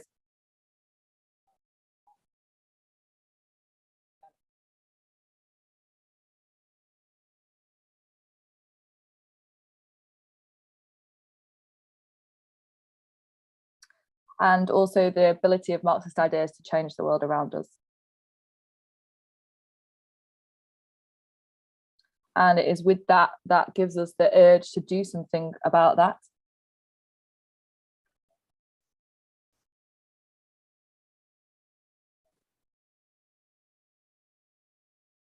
And so if you are not already a member, I urge you to join the IMT and help us in trying to change the world around us.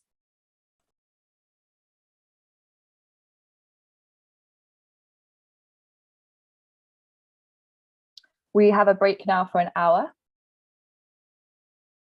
And when we come back, we'll be discussing just that.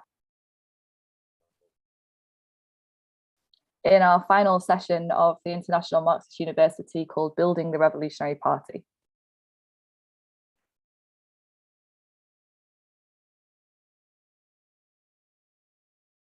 Thank you, comrades.